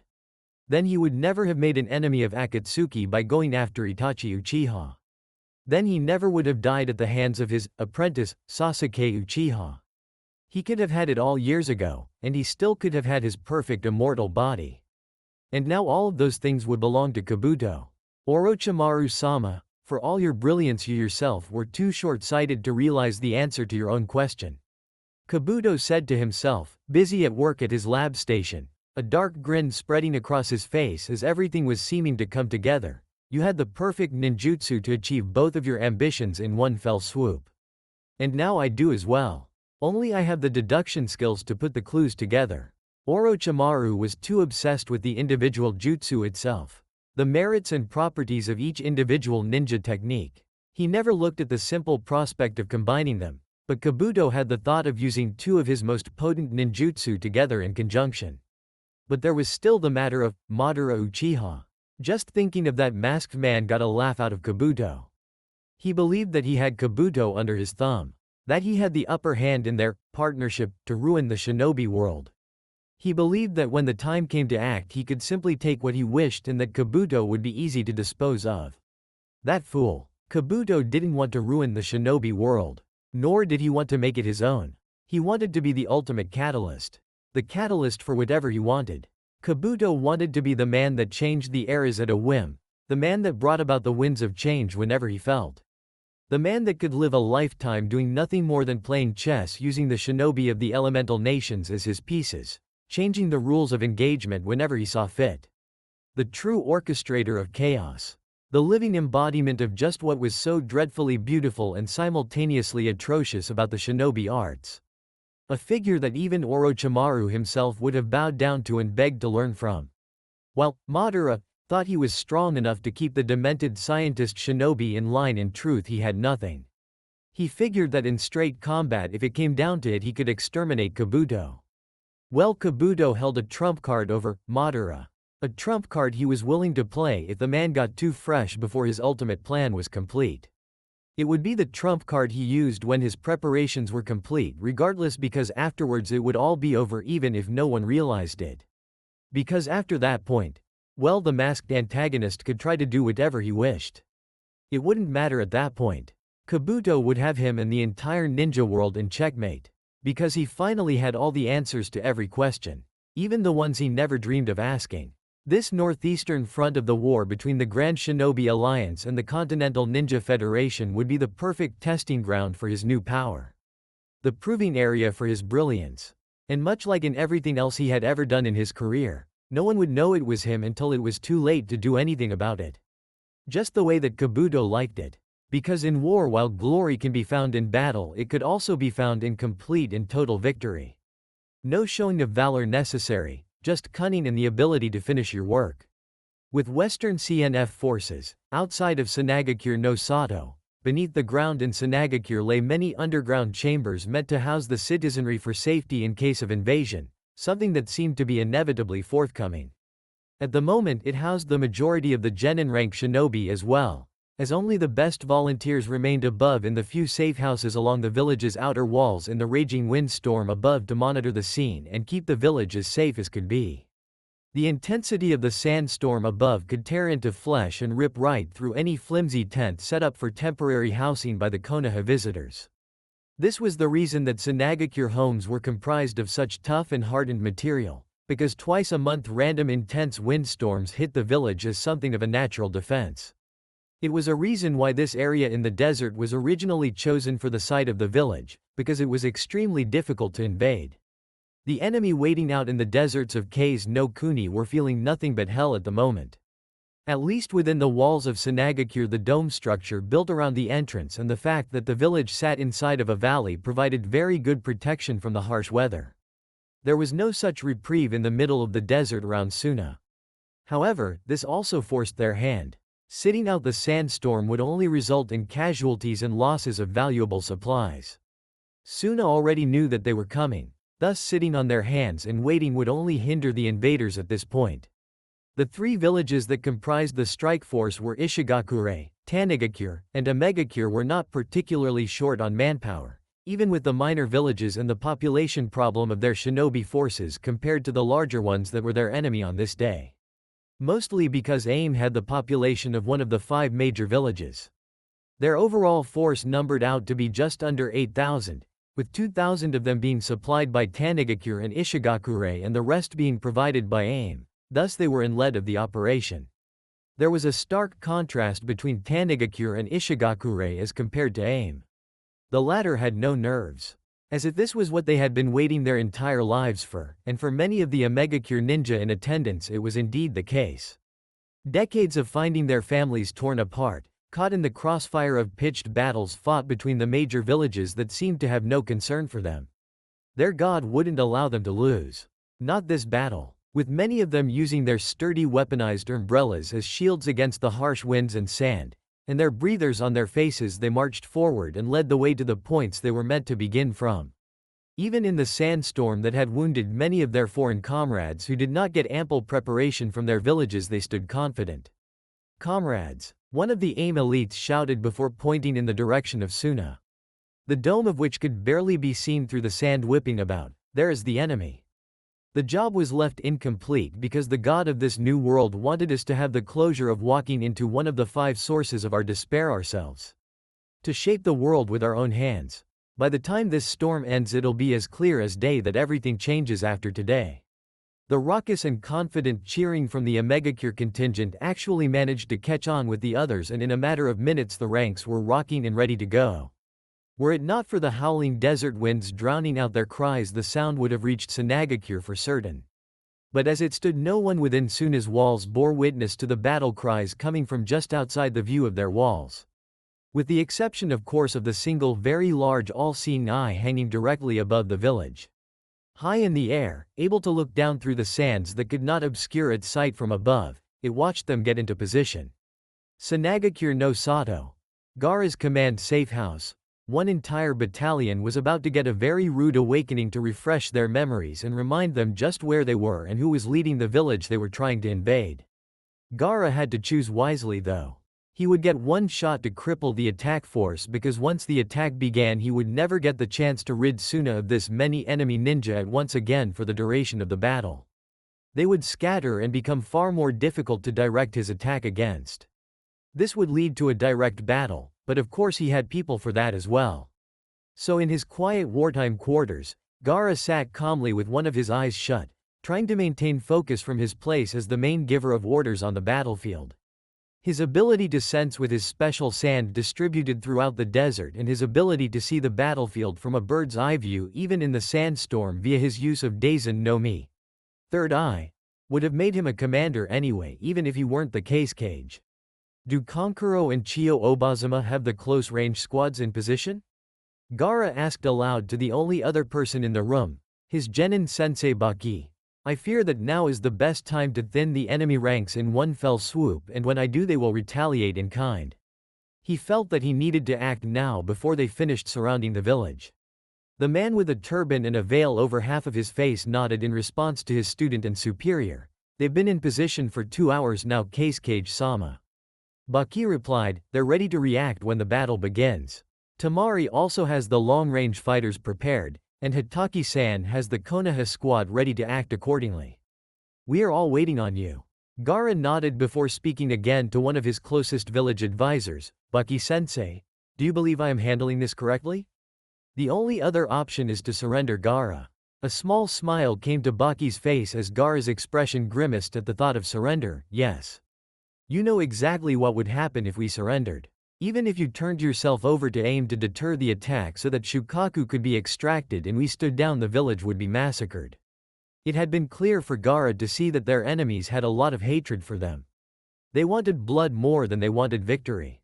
With his optic jutsu above the village, Gaara could firmly see the targets he had chosen to attack first, the ones that had already stopped and were in position, simply waiting for the others to reach their own positions for the attack to begin. No, that wasn't what I meant, Baki-sensei. Gaara said as he began to use his hands to guide his personal sand around the target battalion that he had selected to attack first. I meant, do you think I should ask for the terms of the enemy's surrender now to prevent so many of them from dying today? Wow, where did that come from? Baki blinked in surprise at a statement that could be perceived as pure confidence from the calm Case Cage. I don't believe so. What would your terms have been? They would have received no terms. Gaara said as stoically as ever, complete and total unconditional surrender or suffer total destruction for assaulting our home. While Konoha might have let Suna disengage without pursuit or risk of a rout during their attempted invasion of their village years ago, Suna could not and would not claim to be as merciful. Flattening the village wasn't enough for them. They wanted to come and destroy every other bit of it? That was all well and good. But he'd wish them the best of luck trying to get away in one piece. I don't think that would work too well, Cage-sama, Baki said aloud. A shrug came from Gaara before he returned to focusing on creeping his sand into position. Things were almost ready, just a few more moments. How unfortunate. For them. Because to be quite honest, he was still stinging from what Pain did to his village over a month ago, and as petty as it was, he was about to take it back out on a lot of people. You know how much I despise needless violence, he said before clapping his hands together and beginning a chain of hand seals. Saying that 5 years ago would have been funny. Actually, saying it now was still funny, if there was something to laugh at. Remember, if it comes to the point where I am needed on the battlefield itself, Baki, you are in charge. Gaara's hand seals ended with him clapping his hands together one more time to get his sand in position to make its move. Ryusa Bakuryu, quicksand waterfall flow. Outside the walls of Sanagakure no Sato, at first they assumed it was the sandstorm just getting more intense, until the more attentive shinobi in the battalion could feel the ground begin to move their way, and it wasn't the wind doing it. It's the Cage. It has to be. He isn't even out here. He can't be. What kind of Cage steps onto the battlefield first? You know what to do. Don't stay stationary. The cries of instructions from the Omegakure ninja that were the de facto leaders of the entire attack force were heeded for the most part, with the exception of a few Tanigakure and Ishigakure shinobi that weren't sure what was happening until they found themselves buried underneath what was a massive tidal wave of sand. Despite being prepared for it better than any others, quite the large amount of Omegakure ninja couldn't escape either. The ones that were able to dodge then bore witness to their trapped comrades being lifted in the air in cocoons of sand by the dozens, by the hundreds. If Gaara's hands were touching the sand that they had been originally trapped in, he could have ended it quicker with less pageantry than what he was about to do. He could have just crushed them beneath the sands of the desert, and that would have been that for the caught enemies. But for visual effect, nothing could really compare to, or scare the living daylights out of the enemy any better than having them watch their fellow shinobi be crushed in midair like grapes, their liquefied remains dropping back down to the ground in a literal rain of blood. Talk about a morale killer. And this was the fate of hundreds of captured ninja. Right before a rain of dozens of kunai spiked the ground and killed, wounded almost everything they hit as far as the distracted enemy went. Welcome to Suna, Kankuro yelled over a distance with a smirk on his face as his puppet Karasu stood right by his side. How are you liking the weather so far?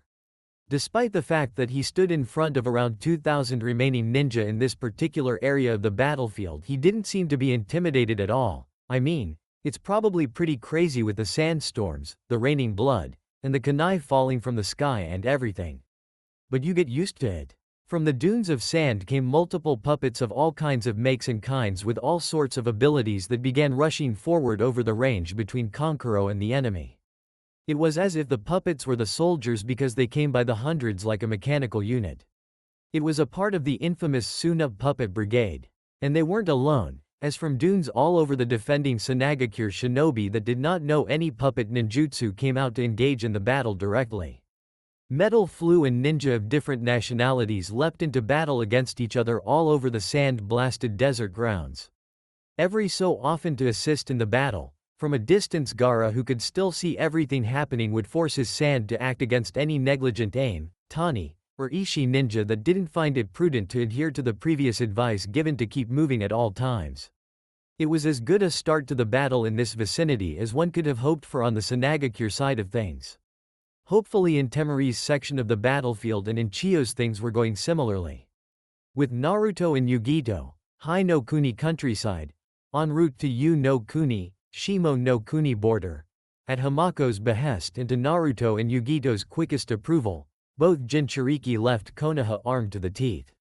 While neither of them knew much about the situation at the northeastern front because correspondence from there to the rear line was very sparse in comparison to the northwest, they could only imagine how grave the scenario could be.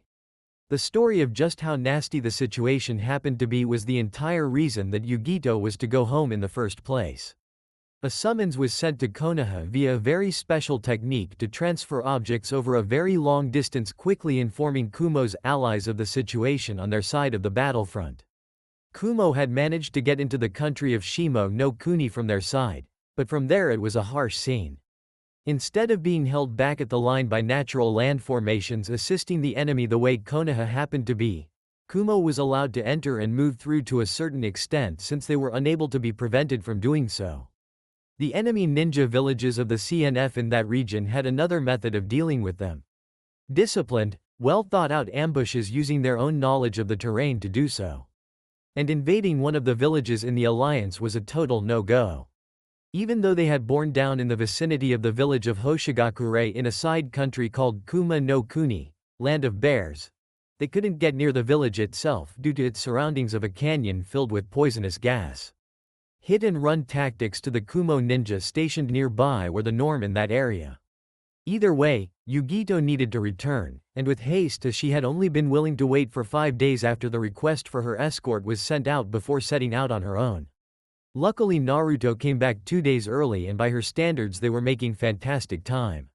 At the moment, the two very energetic shinobi were moving swiftly through the trees that populated the vast majority of Hai no Kuni's landscape, on the move towards the northwest. How are we going to get through in the first place?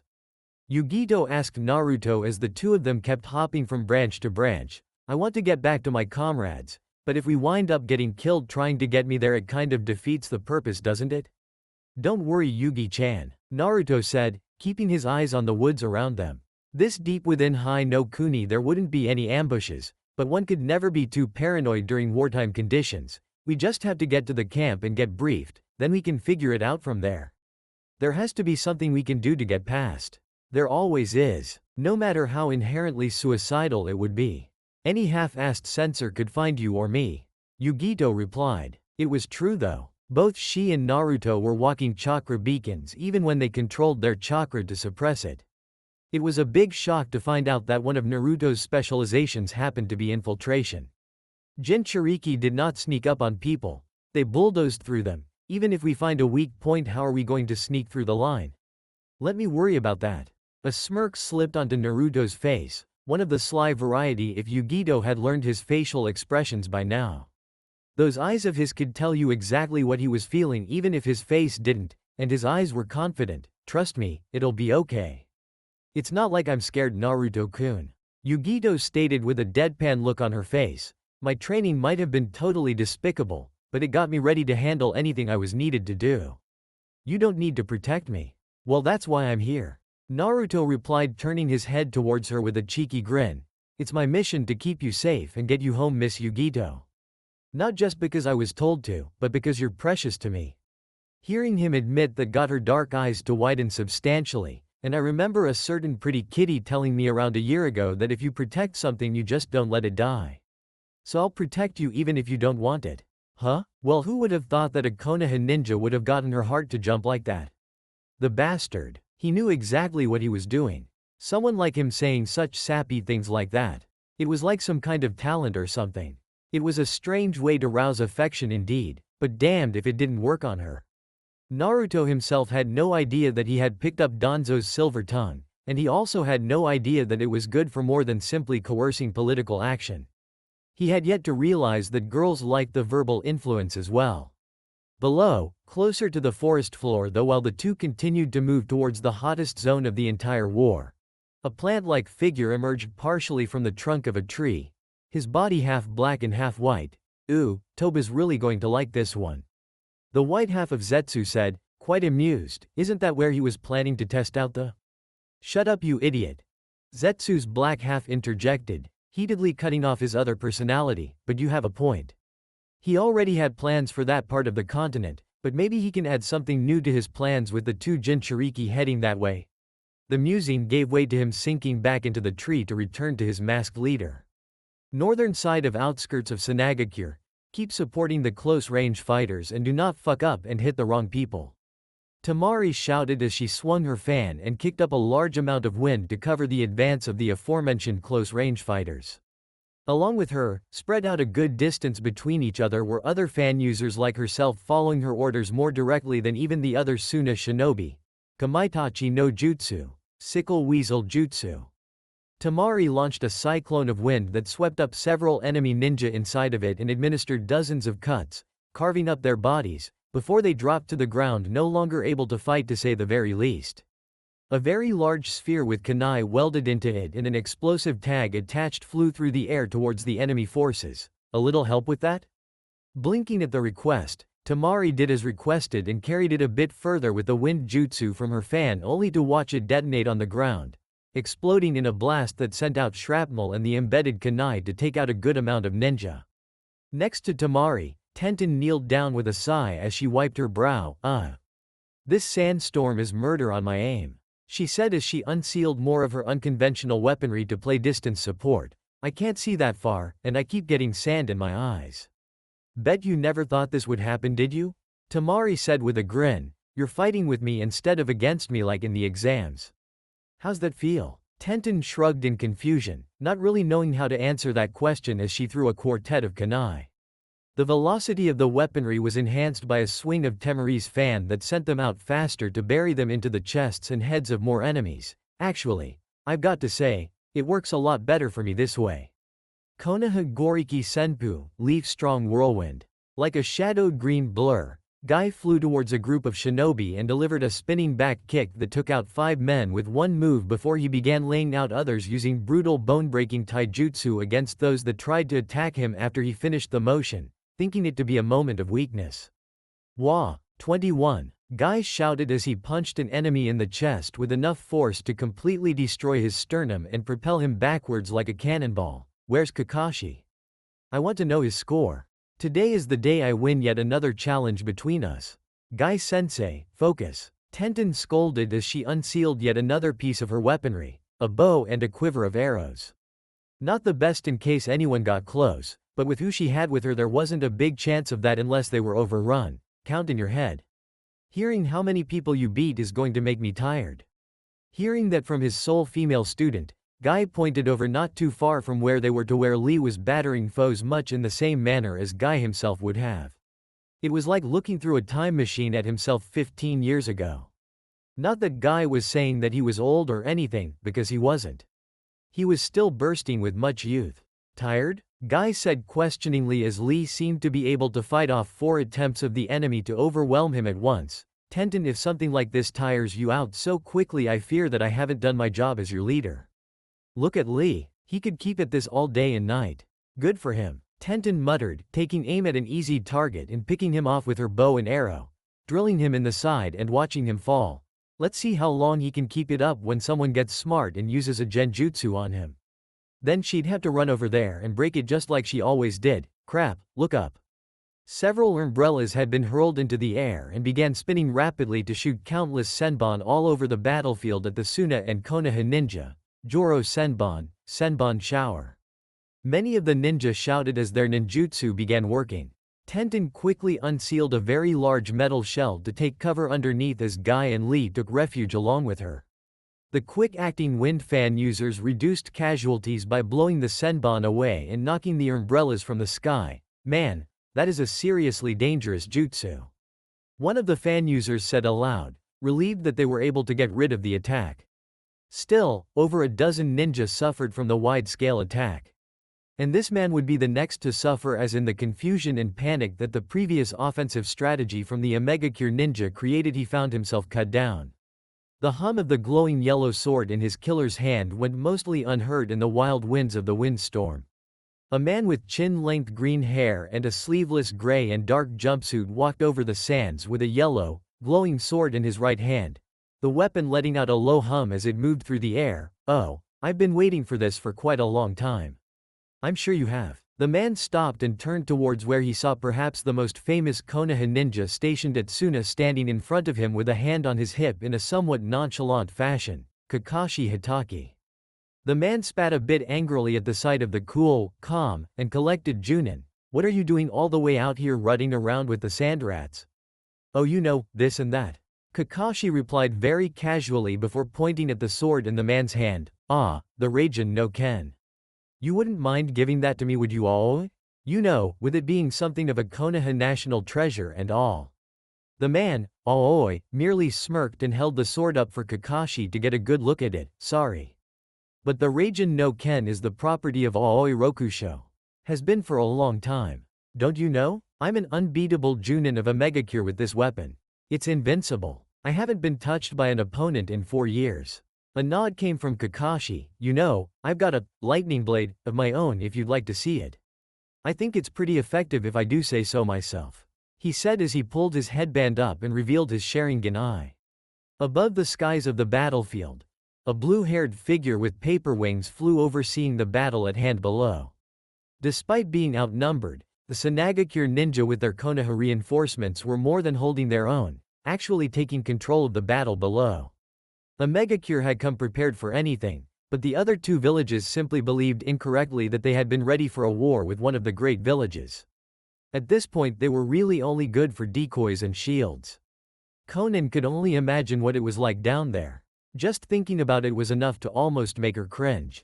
Wasn't this what they had been trying to keep from happening all along?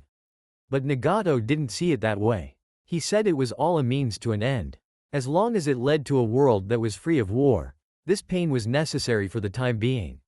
What a contradictory way of thinking. But she still had some faith in her oldest friend and ally. She still believed that Nagato knew what he was doing. The Kyuubi Jinchuriki that she had fought in a megacure all those months ago had only been trying to speak philosophically in order to save his own behind from being sacrificed for the greater good. People would say anything to save their own skins. As she continued to look down on the battle below, she refrained from entering the battle. Not yet. Save that morale boost for when the true paradigm shift was near. She would be the omen to mark the end of Suna. Nagato said he was finally back to full strength, and now that his paths were finally back to 6, it was time to remind Suna just who was the most powerful man in the world. What better way to do that than to appear and take their case cage and the Jinchuriki of Shukaku right in front of their faces? Above her head a gray cloud started to form that looked full to bursting. This meant that Nagato was on his way. Chapter 59. World Up in Arms. In the desert outside of Sanagakure no Sato, the battle between the GSA, Grand Shinobi Alliance, Suna forces combined with the Konoha relief teams against the CNF, Continental Ninja Federation, invaders, led by a megacure, continued to rage across the sands. And currently, one of the more advanced Konoha representatives in the fight found himself going head-to-head with an old acquaintance. The open space for both Kakashi Hitaki and Aoi Rokusho wasn't very roomy for the dance number that the two of them were cutting, but with the dangerous electric sword in Aoi's hand, everyone on both sides were giving them a wide berth. Aoi's comrades because they knew he had no problems with cutting them down if they were in his way. Kakashi's comrades because this was Kakashi Hitaki they were talking about. He was the very last person that needed help against any opponent. After seeing him thus far in the battle, Suna observers would have to say that for once it was grand to have him on their side instead of against them.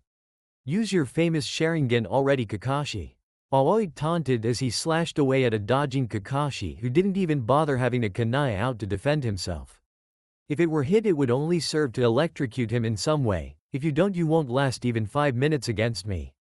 Swaying out of the range of the Raijin no Ken's tip and ducking swings aimed at his head, Kakashi returned verbal fire. You're sort of right about that, because this fight isn't going to last 5 minutes either way.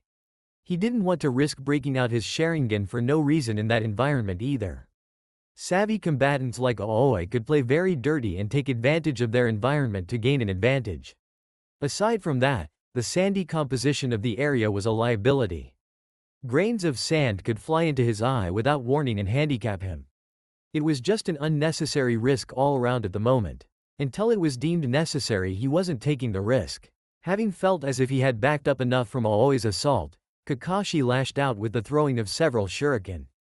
Much like he had anticipated, Aoi blocked them with a wave of his sword. I'm insulted, Kakashi. You think that something so simple would beat me while I'm wielding the strongest weapon in the world? A weapon's only as good as the person using it, Kakashi commented before he saw Aoi stab the sword into the sand and unleash a shockwave of electricity along the ground. Get away from him now. He yelled for the benefit of everyone around, not just his own Suna allies if he had to be honest. It mattered not for more than a few on both sides as Aoi's reckless attack took down more than a few from both sides, something Kakashi found despicable. The silver-haired ninja narrowed his visible eye at Aoi before pulling up his Hite 8 to reveal his Sharingan eye. If he wanted to be a nuisance that wouldn't just use precise attacks and would thoughtlessly use wide-range ninjutsu at the cost of even his own shinobi, it was high time Kakashi just put him down before he injured more people that weren't even fighting him.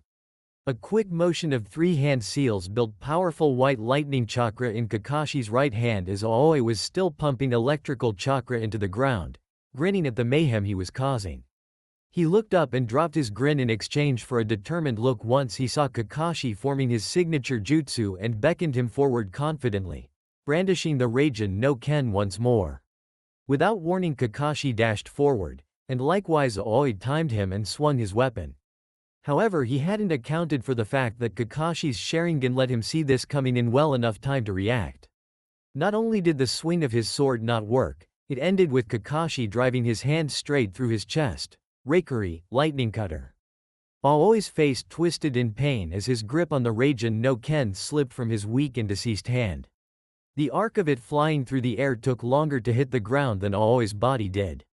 By the time the hilt of the sword stuck upright in the sand, his blood was already staining it not too far away.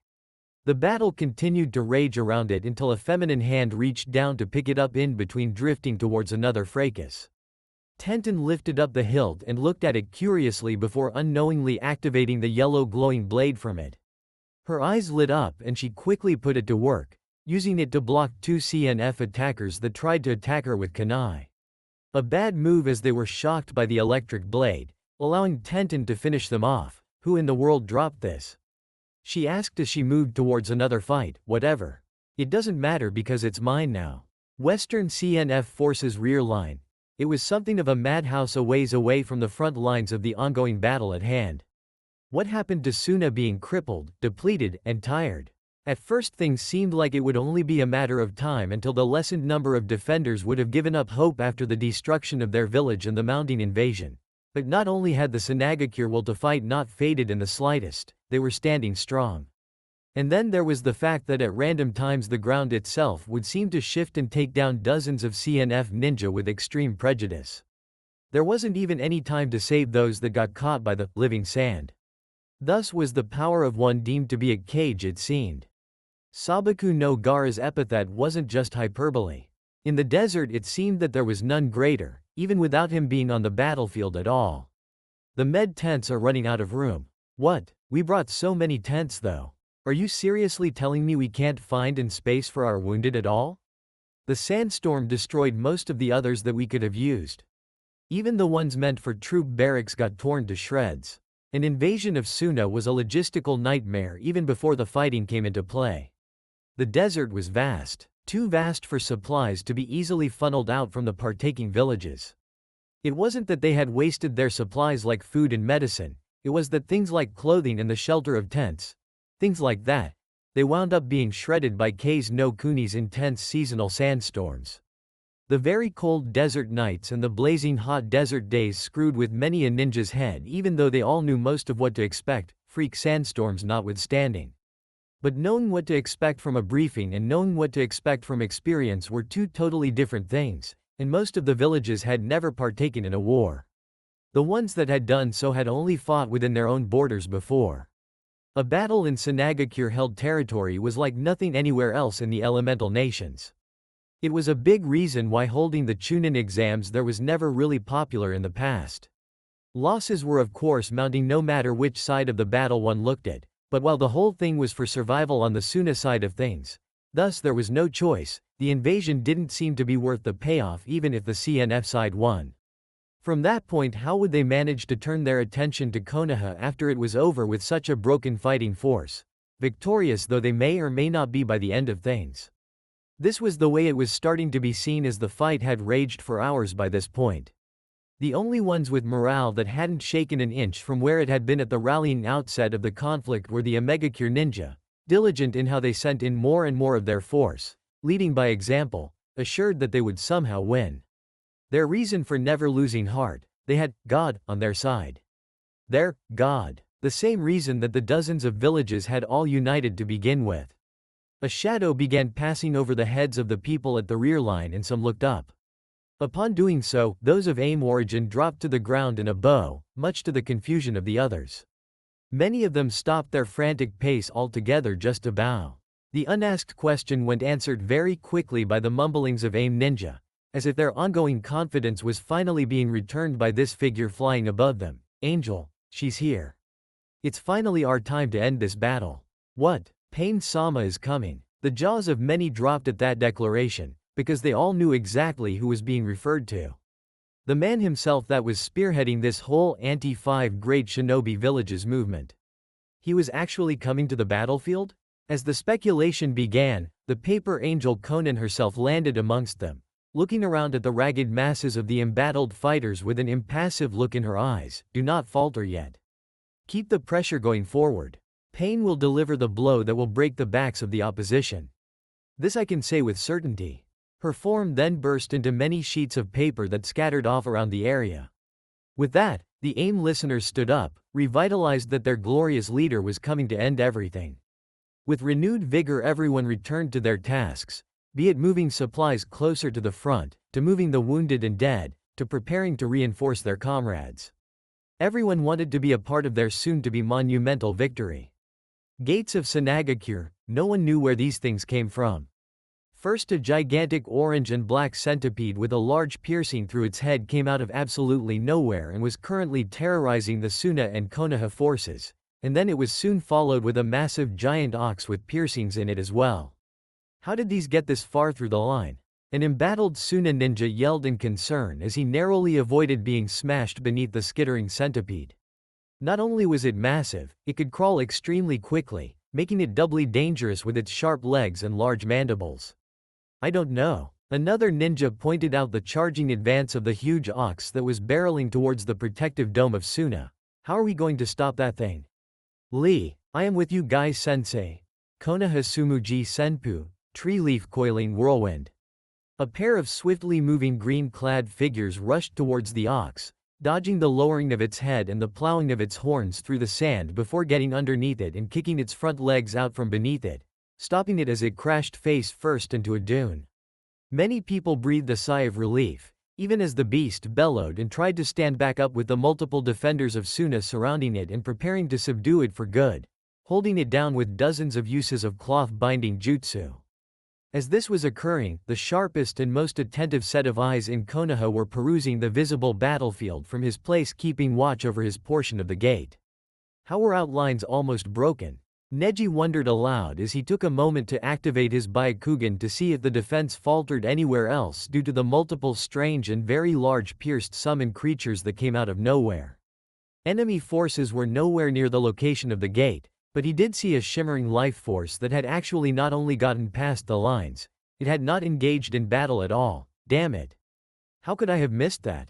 Come with me. It could have been nothing really, but the chances of that were slim to none and he knew it. Thus he took a small unit of Suna ninja left under his temporary Junin command as they ran back through the gap in Suna's protective dome to follow the fast-moving figure that Neji's eyes had spotted, crawling along the walls of the massive structure. What do you see, sir? One of the Suna ninja asked him. I'm not sure. Neji responded in kind, but he definitely knew that it was nothing good. Nothing heading back into the village was good. That was only for the wounded that needed to be ferried away for emergency treatment. Well, this invisible creature didn't look anything like a ninja, but it had instincts like one apparently, because it knew it was being pursued and abruptly turned an about face to lash out with something from it. Move. The barking of his order saved the Suna ninja with him along for the ride, but Neji himself got snatched up by an exceedingly long and fast pink tongue that picked him up off of the ground and reeled him in. Neji found himself bound tightly, unable to move as he was held up off of the ground. Sir. Neji heard the worried cries of his men but tried to keep a cool head as he was able to get a good look at the creature that had a hold of him. Like the other creatures outside, it had piercings in it and strange ripple pattern eyes. It was a very large chameleon with a snake for a tail. Now that was an interesting summon. It would be even more interesting if it didn't look like it was about to kill him. If I had known that Konoha had been willing to dispatch Hyuga clan members, especially one as talented as yourself, I may have planned my approach differently. That voice sounded somewhat familiar to Neji, but it wasn't one he was inherently familiar with. From within the mouth of the large chameleon, an older-looking man emerged wearing a black cloak with red clouds adorning it. Much like the chameleon, he had ripple pattern eyes and piercings all over his face, But this man had shaggy orange hair and an omega-cure headband that was slashed out. The most noticeable trait aside from the eyes and the clothing happened to be an X scar on the man's chin. Now Neji knew full well that Rinnegan meant that this was Pain. He also knew that this was just one of 6 bodies that Pain possessed, as it went hand in hand with the information that Jiraiya returned home with after the mission in AIM that nearly killed him, but he never forgot a face, and Neji had seen this man before. He was actually a very powerful Konoha ninja back before his disappearance, which hadn't been too long ago as a matter of fact. Ironically, he had also disappeared on the way to Sanagakure on a mission of diplomacy. Danzo Shimura? Neji ventured to say as the tongue of the chameleon squeezed him tightly. Pain took your body and used it for one of his paths. He mused rhetorically. It wasn't like Danzo could actually answer the question for himself. He was a reanimated corpse. At least they knew what happened to the man's body now. You know of my abilities. Pain said through the reanimated Danzo's body. Well, you know of a few of them anyway. Jiraiya-sensei managed to make a bit of a victory even in his defeat. I'm really regretting not being able to finish him off. That creature is how you got in the first time, isn't it? Neji questioned, still trying to struggle. How you slipped past sentries and got within the limits of the village to wage your attack. Reports said that it was a different body of Pain that managed to deal the damage to Suna though. Animal Path is a very versatile and powerful aspect of my abilities. Pain said. It was still so creepy to hear the man speak through the body of someone that he actually knew, but I'm through talking with you. As am I, Neji said before channeling chakra to his body, expelling it forcefully in one great burst. Jukenpo Ichigikishin, gentle fist art one blow body. It was powerful enough to break the tongue's grip on him, allowing Neji to free himself and fall away. Not willing to get into a fight at this moment apparently, at Pain's direction the chameleon continued to skitter off into the limits of Sanagakure as Neji and his troops continued to pursue until there was no more dome left to run through. They were back at the village itself. What had been rebuilt of it anyway? And even then Pain had to muse that despite anything else these were very determined people to keep going and rebuild after what he had done just over a month and a half ago. But he wasn't here to destroy it directly again anyway, he was here for something more important. Something he needed more firepower for. After jumping off of the chameleon and sending it to deal with the Suna contingent and Neji to keep them from interfering for just a moment longer, a few hand seals later, and the former body of Danzo slammed his hand directly on the ground. Kachiyose no Jutsu, summoning jutsu. Neji dodged a few lashes of the chameleon's tongue before getting sight of Pain's summoning jutsu, and a cold shiver rolled down his back as through the smoke he was able to see not just one, but 6 figures similarly dressed but different in appearance. All with piercings and all with Rinnegan, all 6 paths of Pain. If Jiraiya couldn't beat them, how could he? Especially on his own. He had to try though. With that, Neji allowed his comrades to deal with the summoned chameleon while he brazenly set himself in his clan taijutsu stance in order to do his best to deal with Pain. All 6 of them can share each other's vision between them, and they all have strange powers that come with the Rinnegan. He thought to himself, trying to drudge up the briefings that had taken place on the most dangerous ninja in the world since the war had begun. The first option given when put in such a situation was to run. Not even to fight. Just to get away. Not to even think about fighting back. Well, that wasn't a choice when public enemy number 1 was right in the middle of the village of their allies. The same village he had already destroyed once. Well, this is interesting, Pain said from his diva path. You're still choosing to stand against me even though you know who I am. Is this bravery, or is it just more of the misplaced bravado from Konoha? His tone was one of sarcasm laced with disdain for the idea of facing an enemy from the most hated of villages in his point of view. With that, the large and imposing smiling Asura path, the body with the strange mechanical attachments, the one that had done the crippling damage to Jiraiya, who was one of the finest ninja ever to hold a kunai in his hands, stepped forward to deal with the taijutsu specialist. The Asura path quickly cast away its black cloak to show 6 arms instead of just 2 different faces on the sides of its head, one impassive and one angry, and a serrated blade around its waist peeking up over its back as a weapon. This inherent danger was not the first threat to Neji's person, however, as the long-haired human path got itself past the Asura path and launched a direct attack against him that he backed out of the way of, slipping a punch and getting himself back out of range as the Asura path launched a strain of missiles from an extension of its arm. Hakesho Kaiten, 8 trigrams palms revolving heaven. Neji spun around rapidly, simultaneously releasing chakra from his body in a protective dome around his body, defending himself from the explosions that erupted off of the chakra shield. He came to a stop in a small crater that had been carved with the intensity of his chakra spin. You may be able to see me from 6 different perspectives, but there isn't a single angle you can come at me from that I can't see. Hyuga clan members are meant to fight multiple enemies at once. The cry of the Suna fighters that he had with him being felled by the chameleon directed Neji's attention back to the creature as it made to attack him once more as well, its previous job being complete.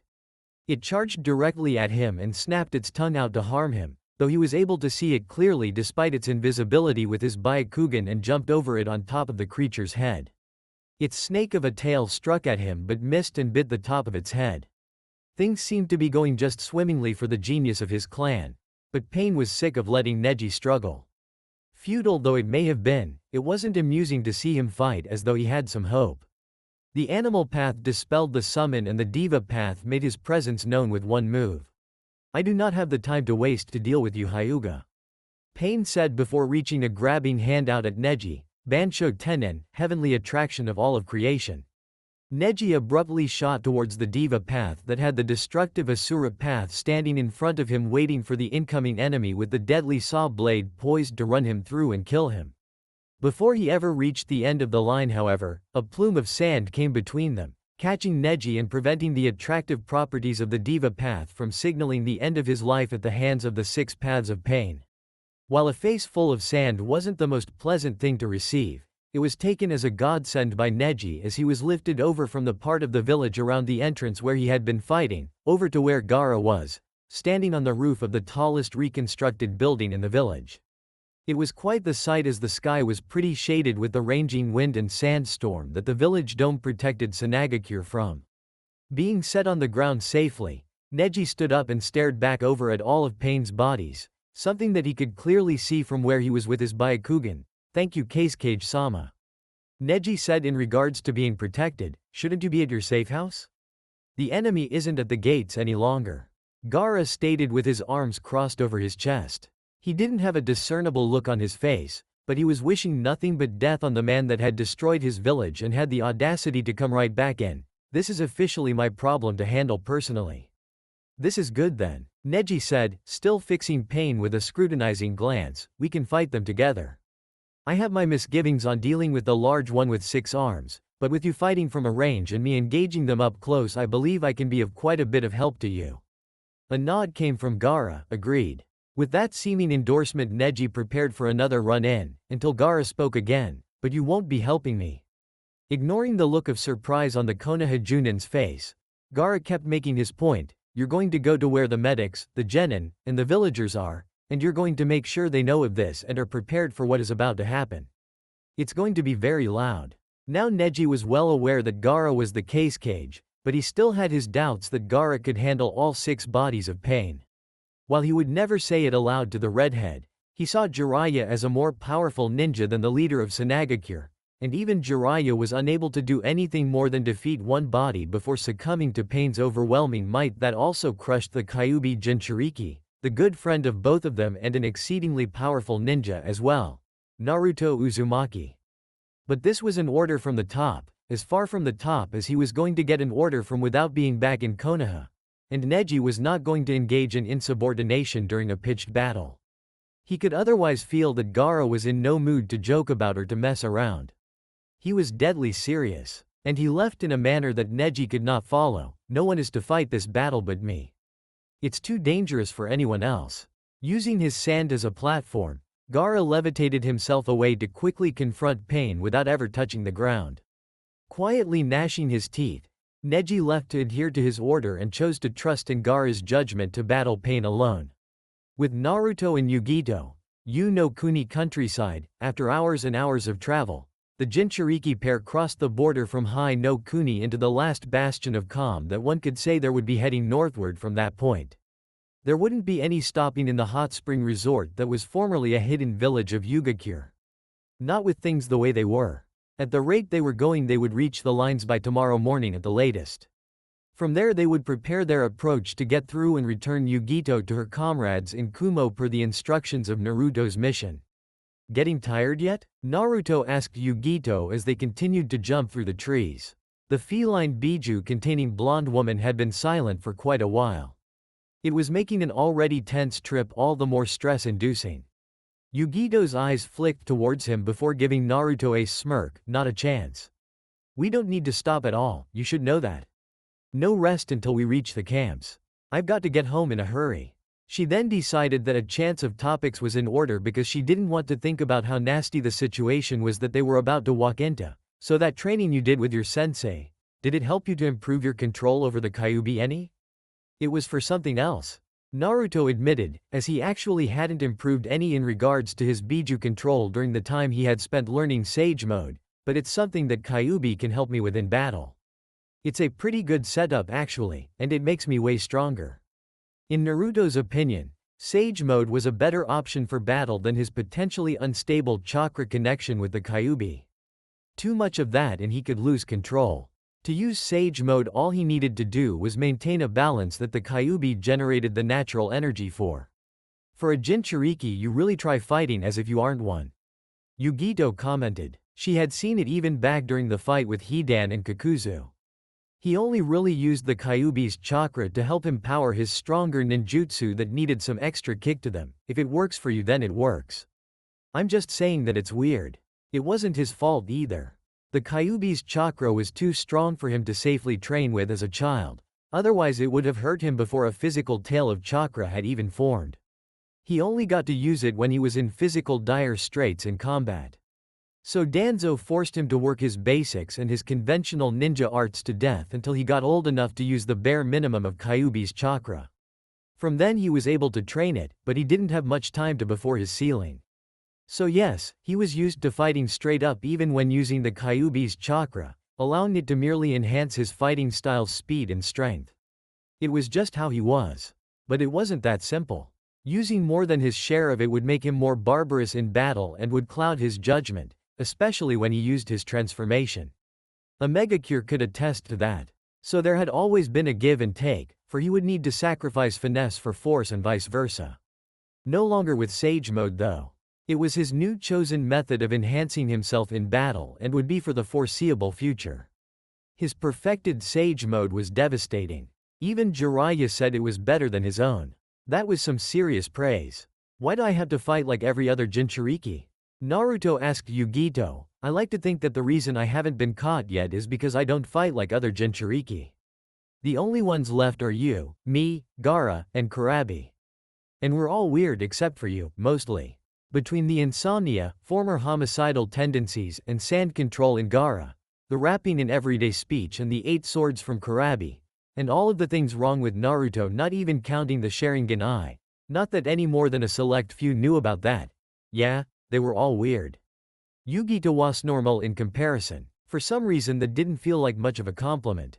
Who would have thought it? Not being called weird could have been taken as a compliment. But Yugito ignored it with a frown. The only thing showing the comment had irked her a little bit. She was plenty weird. Eventually though, her eyes caught figures from where they were running through the trees. Naruto-kun, look.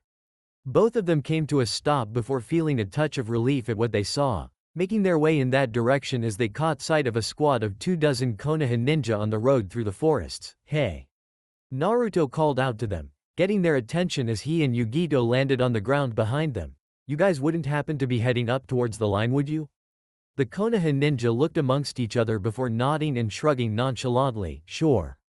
Come with us. That's where we're going right now, as a few squads of reinforcements. This sat very well with Naruto and Yugito, as traveling in a group kept them feeling more secure than moving on their own. The two of them were noted high-priority targets as Jinchuriki, and that was the way it was. With that, the blonde duo fell into step, running with their new escorts towards the Yu no Kuni and Shimo no Kuni border where their destinations lay. Naruto and Yugito were unable to see the smirks of some of the ninja that were out of their fields of vision as they looked at each other smugly. Sanagakure no Sato. Gaara versus Pain. How brave of you to face me outright. Pain commented, his bodies in their battle positions as Gaara stood a distance away from them on flat ground. I take it you know who I am, what I plan to do with you, and you're still here to fight me yourself instead of fleeing. Thus comes with the title of Case Cage. No, Gaara replied emotionlessly in return. This isn't about me being the case cage and you threatening my village here today.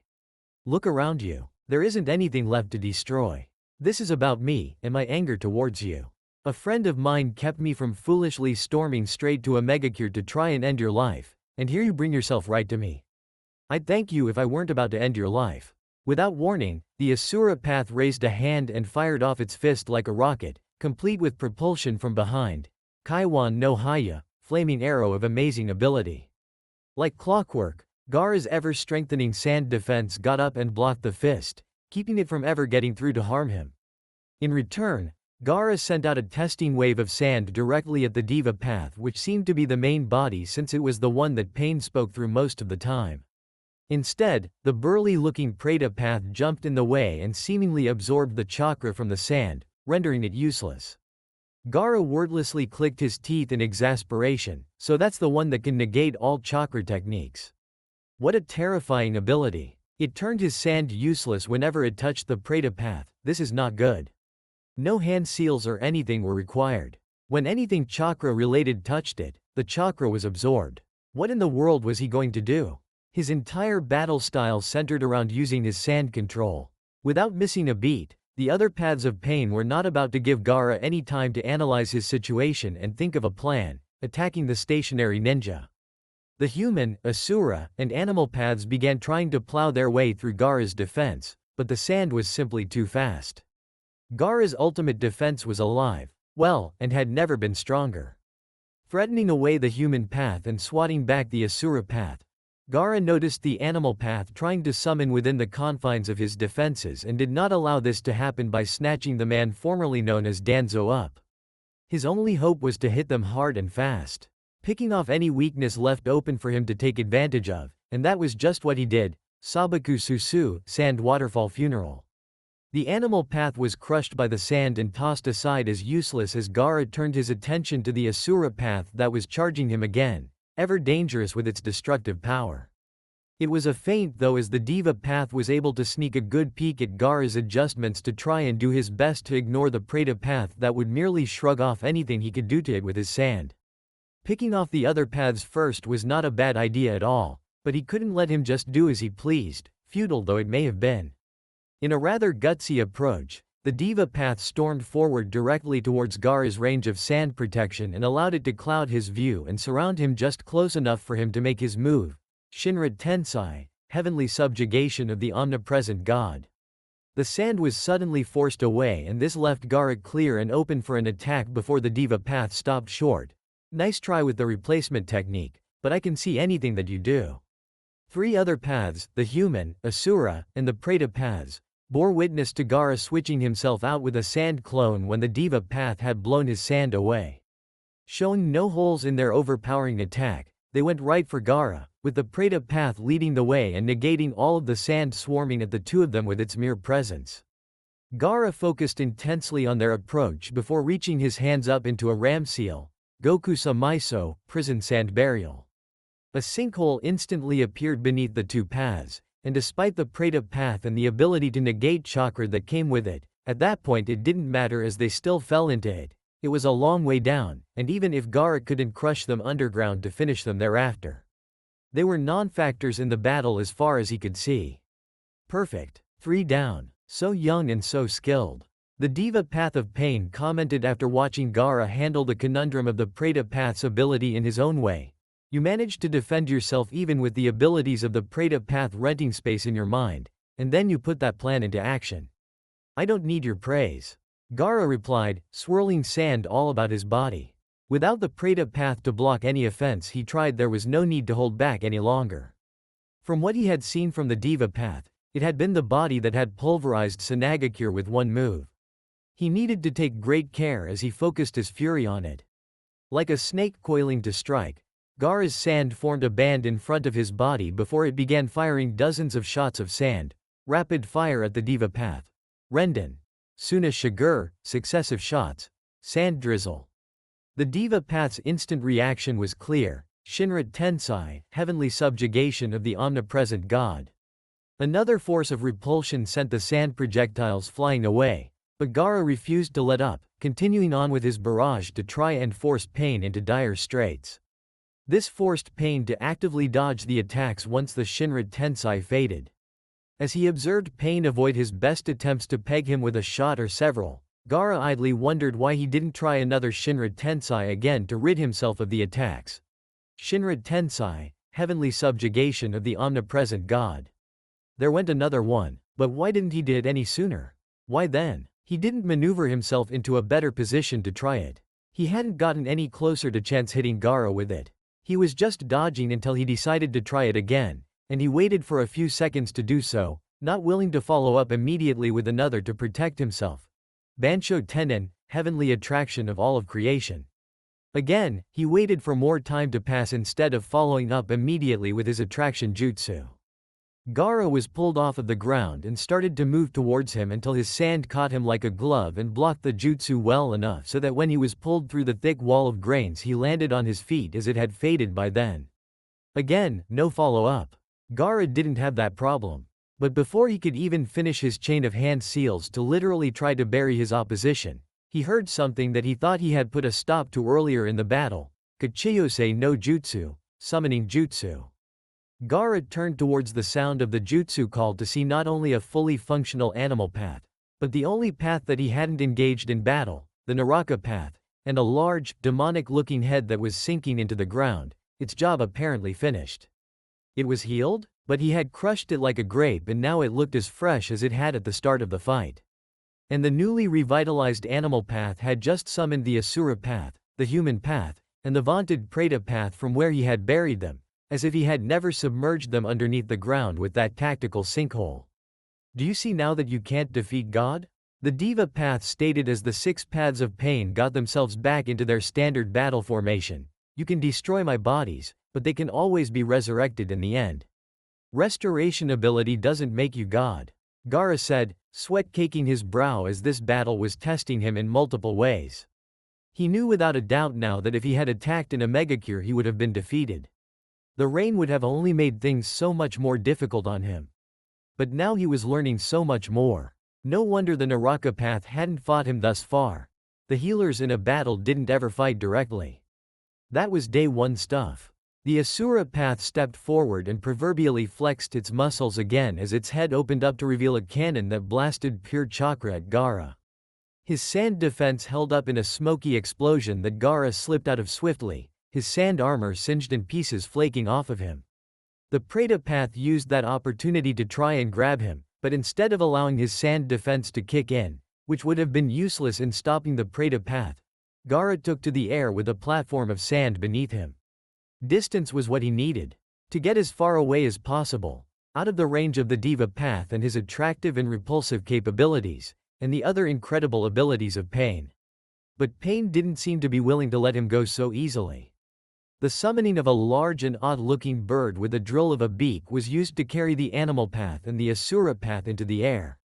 A brutal assault of the Asura path, being ferried by the animal path, occurred with him firing blast after blast of chakra through the air at the case cage.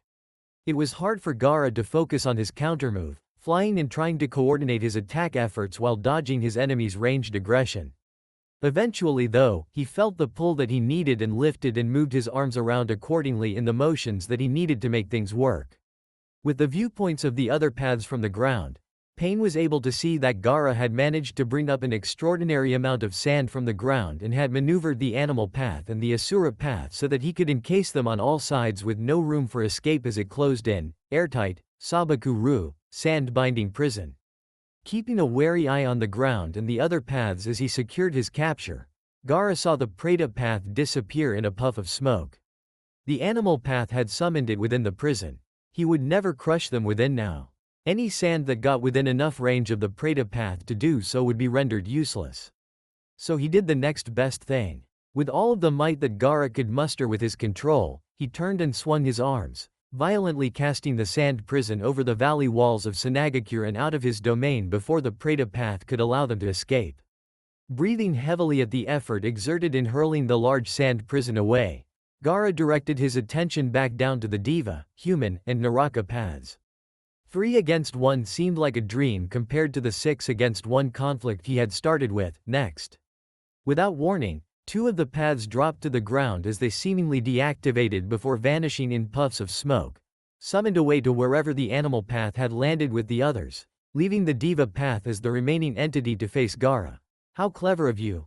It seems Jiraiya-sensei's information was useful enough to allow you to work out even more on my abilities. Like I said, you won't take Shukaku from me today. Gaara stated firmly, and Sanagakure will not fall. No matter if you destroy the buildings. No matter if you take some of our lives. Our village is like the land that surrounds it itself.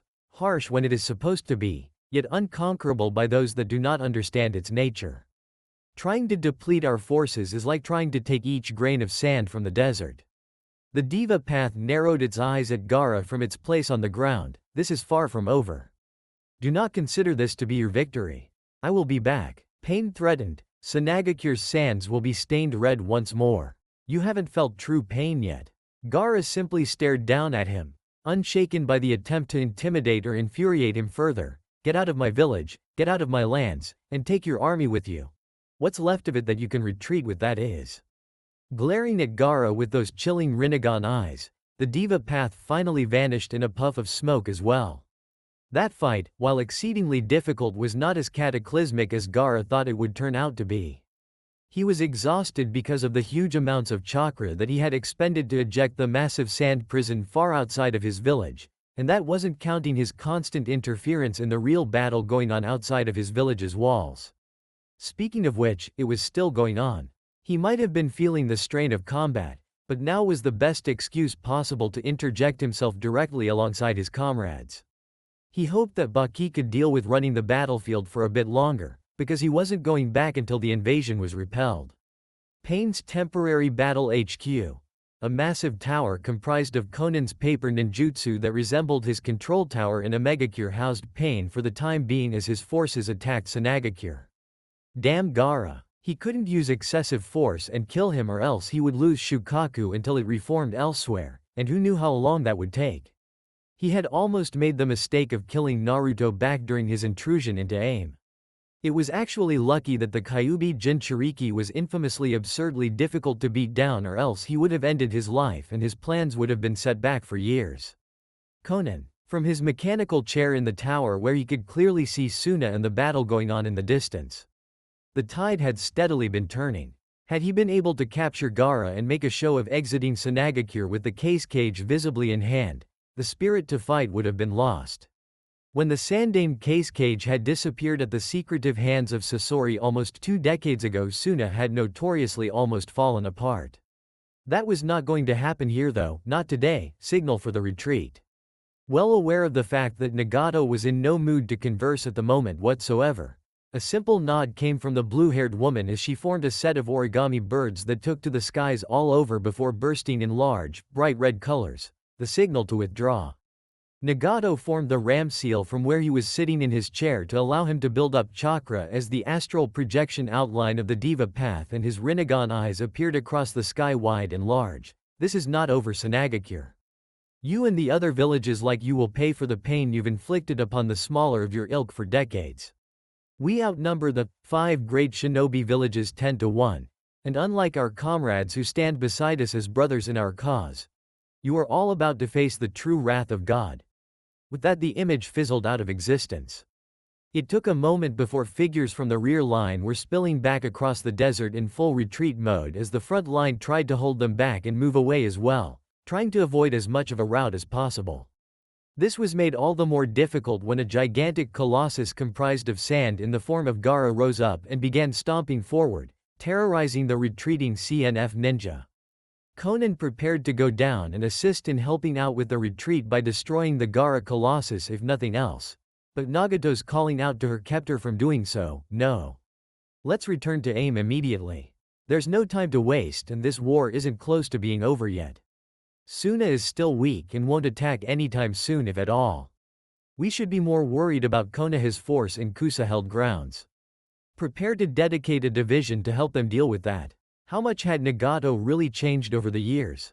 Did he even see what was occurring anymore? What was the eventual goal worth if they were so far gone from their original values that they seemed like completely different people? So much so that he was unwilling to allow her to assist in helping their own shinobi retreat safely? He would rather let them leave on their own so that he could have more time to plan his next move, even if it would only delay that planning by mere minutes that could have saved dozens if not hundreds of lives. Still, he was the leader. And she broke the paper tower down into multiple sheets of paper as she created a large paper bird that proceeded to carry them both off into the distance back north towards their lands through the sandstorm that in a way despite its harsh nature covered their retreat. Battle-weary and emotionally strained to their limits after the last few weeks, it was like a valve was released and emotion spilled out freely as Suna was allowed the time to cheer and shout and cry. There was still much work to do in regards to their home, but for the moment the knowledge that they had held strong alongside their Konoha comrades was more important to them than anything else.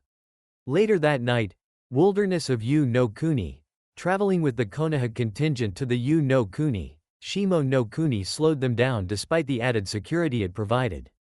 Naruto and Yugito were forced to pretty much stop with them for the night as they didn't share the speed and the stamina of the two blonde demon containers, that and they already had a beaten route they were taking instead of trying a straight shot through the forest the way they had been doing. Apparently ambushes occurred because of that easy-to-predict method of travel, which was why the squads had been taking roundabout routes. It ground their gears, but ridiculous stamina wasn't commonplace amongst most of the ninja in the world. Thus they stopped and made camp for the evening. With Yugito being Naruto's client for the duration of his mission, she stayed in his tent along with him, for security's sake of course.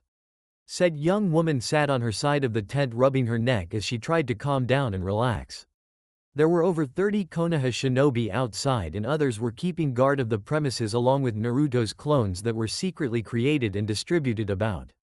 If anything went wrong, she'd know about it in well enough time to react accordingly and get herself back into emergency battle mode. We made such good time on the first day, even if we did get slowed down when we found your Konoha comrades. Do you know any of them very well? Yugito asked, trying to spark some conversation to alleviate some boredom. Naruto shook his head as he perused the seals that adorned his arms and torso through his open root top, each with their own uses and purposes for being on his body. I don't know any of them actually. We've never met until today. It's really hard to realize just how many people in hidden villages are or used to be ninja. Yugito let out a hum of agreement before smirking as she made a comment to try and raise his hackles. Kumo has more shinobi than Konoha. She teased, trying to spark a debate or a mindless argument as she took off her headband and let her hair out of its bandaged bindings for the evening. Do you know how many Kumo ninja I've kicked the crap out of? Do you know how many Konoha ninja I've kicked the crap out of? She returned, grinning at getting the better of him thus far. I'm older than you, remember dear? She didn't get another verbal rise out of him and chuckled silently to herself as she sidled up behind him, setting her chin on his shoulder as she noticed him taking stock of the seals on his body. What do all of those do? Applying fuinjutsu to oneself was incredibly dangerous. Relaxing himself around Yugito, Naruto set his head against hers as he continued to more or less run inventory on himself, some of this and that. Storage, one for communication. Those were just the ones that everyone knew about though. He had one for storing the Amaterasu he had sealed away during his battle with Itachi and Sasuke Uchiha. One worked into a contact lens that covered his Sharingan eye from anyone's view. Oh, and he had a dead man switch somewhere on his body to activate in case he was captured and was conscious to do something about it. Nobody needed to know about that one though, because they would just bitch him out over it and try to get him to remove it. Yugito found it rather interesting to use her fingers in order to trace the seals that were actually visible for her to see on his arms and chest, trying to deduce what they could be with what limited information she knew about sealing techniques for fun. It seemed to calm Naruto down too, so that was an added bonus.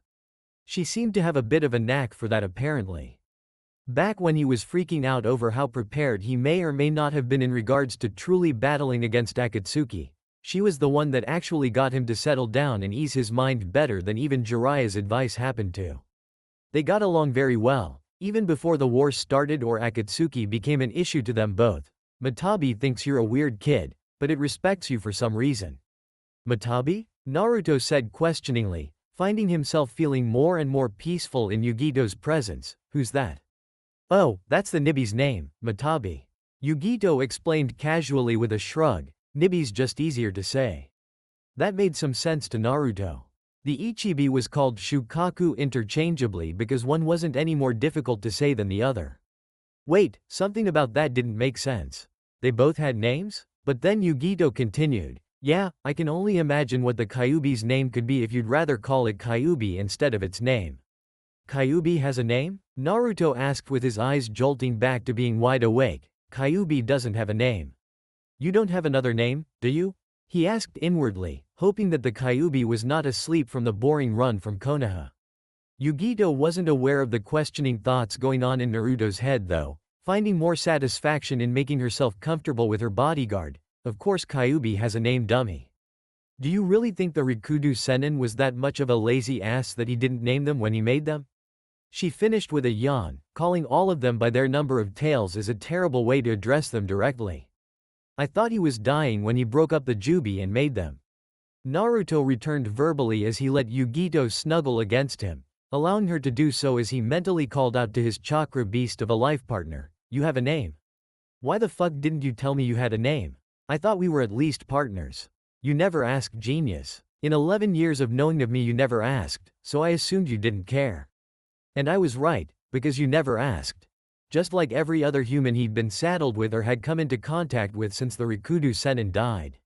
Aside from the people trying to capture it and use it, after people realized that the 9 Biju were all related they just labeled them by tails more often than not. Very few people took to care about their names. No one knew the Kyuubi's name at all. Because I thought I knew your name already, you big orange jackass. You never said your name once. Ever. How is that even possible? There were all of those times when it knowingly referred to itself by its title instead of this name that he was just now hearing about, so that made the Kyuubi a facilitator. So what's your name? Screw off, kid, I'm going back to sleep. Don't ignore me, goddamn you, we aren't done with this yet. What are you going to do, Sharingan it out of me? You know I don't know how. Besides, I told you I wouldn't ever do that even if I found out how I did it. He didn't hear any response from the Kyuubi except for intentionally exaggerated obnoxious snoring which pretty much told him that conversation was for all intents and purposes over. And it was timely too, because Yugito started pulling on his cheek from behind. Ow. What, Yugi-chan? You were spaced out and ignoring me. Yugito deadpanned, still draped around Naruto's back. I asked you how bad you think the battlefront will be when we get there. I've heard some things about it, nothing nice either. I don't understand how this could have happened. Pain did it, Naruto said, glaring a bit at recalling the man in question. Everyone is scared of those eyes of his, and the powers they've heard he can use. For the minor villages they could either fight us together or fight him alone. And after what they've heard that he did to Suna, and me and Ero Kyofu at the same time when we fought him. A frown crossed Yugito's face at hearing Naruto's tone of speaking change. You're not afraid to fight this guy again, are you? We've been through this already back when you were stressed about Akatsuki the first time. I'm not afraid to fight anyone anymore. Naruto assured, keeping her from fretting over him or admonishing him, one or the other. I want to fight him again. That guy really pisses me off, talking out of both sides of his mouth like some kind of divine hypocrite. I'll show him God if that's what he really wants. Cult leading piece of. Yugito's hand covered his mouth before he could finish calmly cursing Pain out from hundreds of miles away. Shush already. Pain's not here. I'm here. Focus on me. I'm your mission, right? You're supposed to be keeping me safe until you get me back with my own village. With a roll of his eyes, Naruto pulled Yugito's hand from his mouth so that he could speak. I am focused on you. He then found that Yugito had maneuvered herself from sitting behind him to sitting directly in his lap. You're huh? She was teasing him again. The look on her face was an absolute dead giveaway. Playfully predatory in its manner. You're not as focused as I want you to be. So if you don't mind, Mr. Big Bad Junin Man, I'll ask you again. Focus. All. On. Me. With each of the last 4 words she said, she edged her head closer to his until their noses touched. Don't get me killed tomorrow either. Right back at you. Naruto returned fire in the little verbal spar before finding his face moving forward of his own volition towards Yugito's lips. He could actually feel her grinning through the kiss. It didn't take too much longer for Naruto to shift the little impromptu makeout session with his fellow Jinchuriki to laying her down on the ground covering of the tent as they continued to duel tongues. Yugito had a hand running through Naruto's hair as she held him down on top of her and shifted herself beneath him to anticipate things going further. She started guiding him to grope her, but before things could progress any further, Naruto abruptly jumped up onto his knees, looking around suspiciously. A very confused and flustered Yugito simply remained laying on the ground, blinking in surprise before tilting her head towards Naruto, who had a grave look on his face. What's the matter? Was it her? They'd done something like that before, but they'd been interrupted the last time before anything more could happen, thankfully, because it was in a hospital. Maybe he was having second thoughts this time? It wasn't her at all though. It was something his clones keeping watch and hiding picked up on going on outside of his tent. And he had just received another one. Naruto suddenly covered Yugito flat with his body, pressing her to the ground as many light green spikes stabbed through the sides and the top of the tent, intending to cause great harm to the two of them if not to kill them. Toby said not to kill them. Outside of the tents, what looked to be a multitude of Zetsus stood around the thoroughly punctured canvas structure as it fell to the ground, its foundations destroyed from the attack. If you kill the Jinchuriki, then its Biju dies with it. It takes time for them to resurface in this plane of existence, so take them alive. They rushed the tent that they saw fall on Naruto and Yugito only to find a pair of wooden dummies in their place from use of a kawarimi. Having been unseen the entire time, Naruto's shadowy clones in the branches and leaves above dropped down with their swords held in downward stabs, mercilessly running those that had attacked the original Naruto and Yugito through from sky. The threat ended for now, the clones dispelled in puffs of smoke as Naruto and Yugito appeared from where they had been hiding. The Kumoku no Ichi kneeled down by one of the dead Zetsus that happened to be solid light green in color instead of half and half. They had never seen Zetsu though, so they wouldn't have recognized this as being important. What the hell? What are these things, plants or humans? They bleed like humans, Naruto observed as their life fluid stained the ground. Maybe if they hadn't been bickering about having to capture him and Yugito, one of the several around would have noticed that they weren't alone. I had a clone dispel when he saw them drop some kind of transformation jutsu. These are the Konoha ninja that were with us today.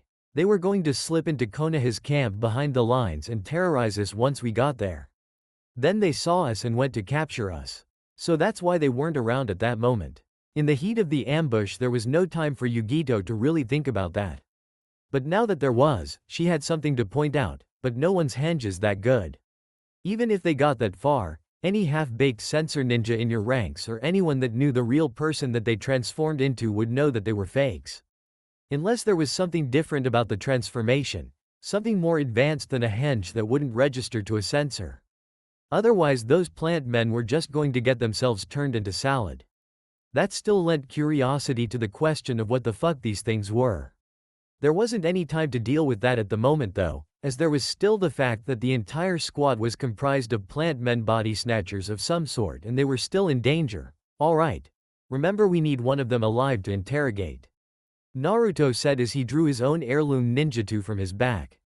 They could hear more coming their way as he continued to speak. This whole thing really stinks. Yugito's fingernails grew into long and dangerous looking claws for her use in melee combat. You capture one. I'm not really the capturing type. She was the pissed off type. They couldn't have waited a few minutes to try and kill them? Naruto chose to edge a few more steps away from the angry Miss Yugito Ni as he could feel that she was rather angry, and he could imagine why. It was kind of ironic that the only mercy any of these plant men were going to see on this night was going to be from someone originally trained en route. And that concludes part 10 of this story. Thank you for spending your time here at Ichiraku Ramen and listening all the way to the end. Your support helps keep these stories alive and allows the shinobi world to continue through new adventures and alternate timelines. If you enjoyed the sealed kunai, don't forget to like the video, subscribe to the channel, and turn on notifications so you don't miss future stories. Once again, full credit goes to Kenchi618, the original writer of this story. If you would like to read the original version, you can find the link to the story in the description below. Let me know in the comments what story you would like to hear next. Until the next time, stay safe, and I'll see you again at Ichiraku Ramen.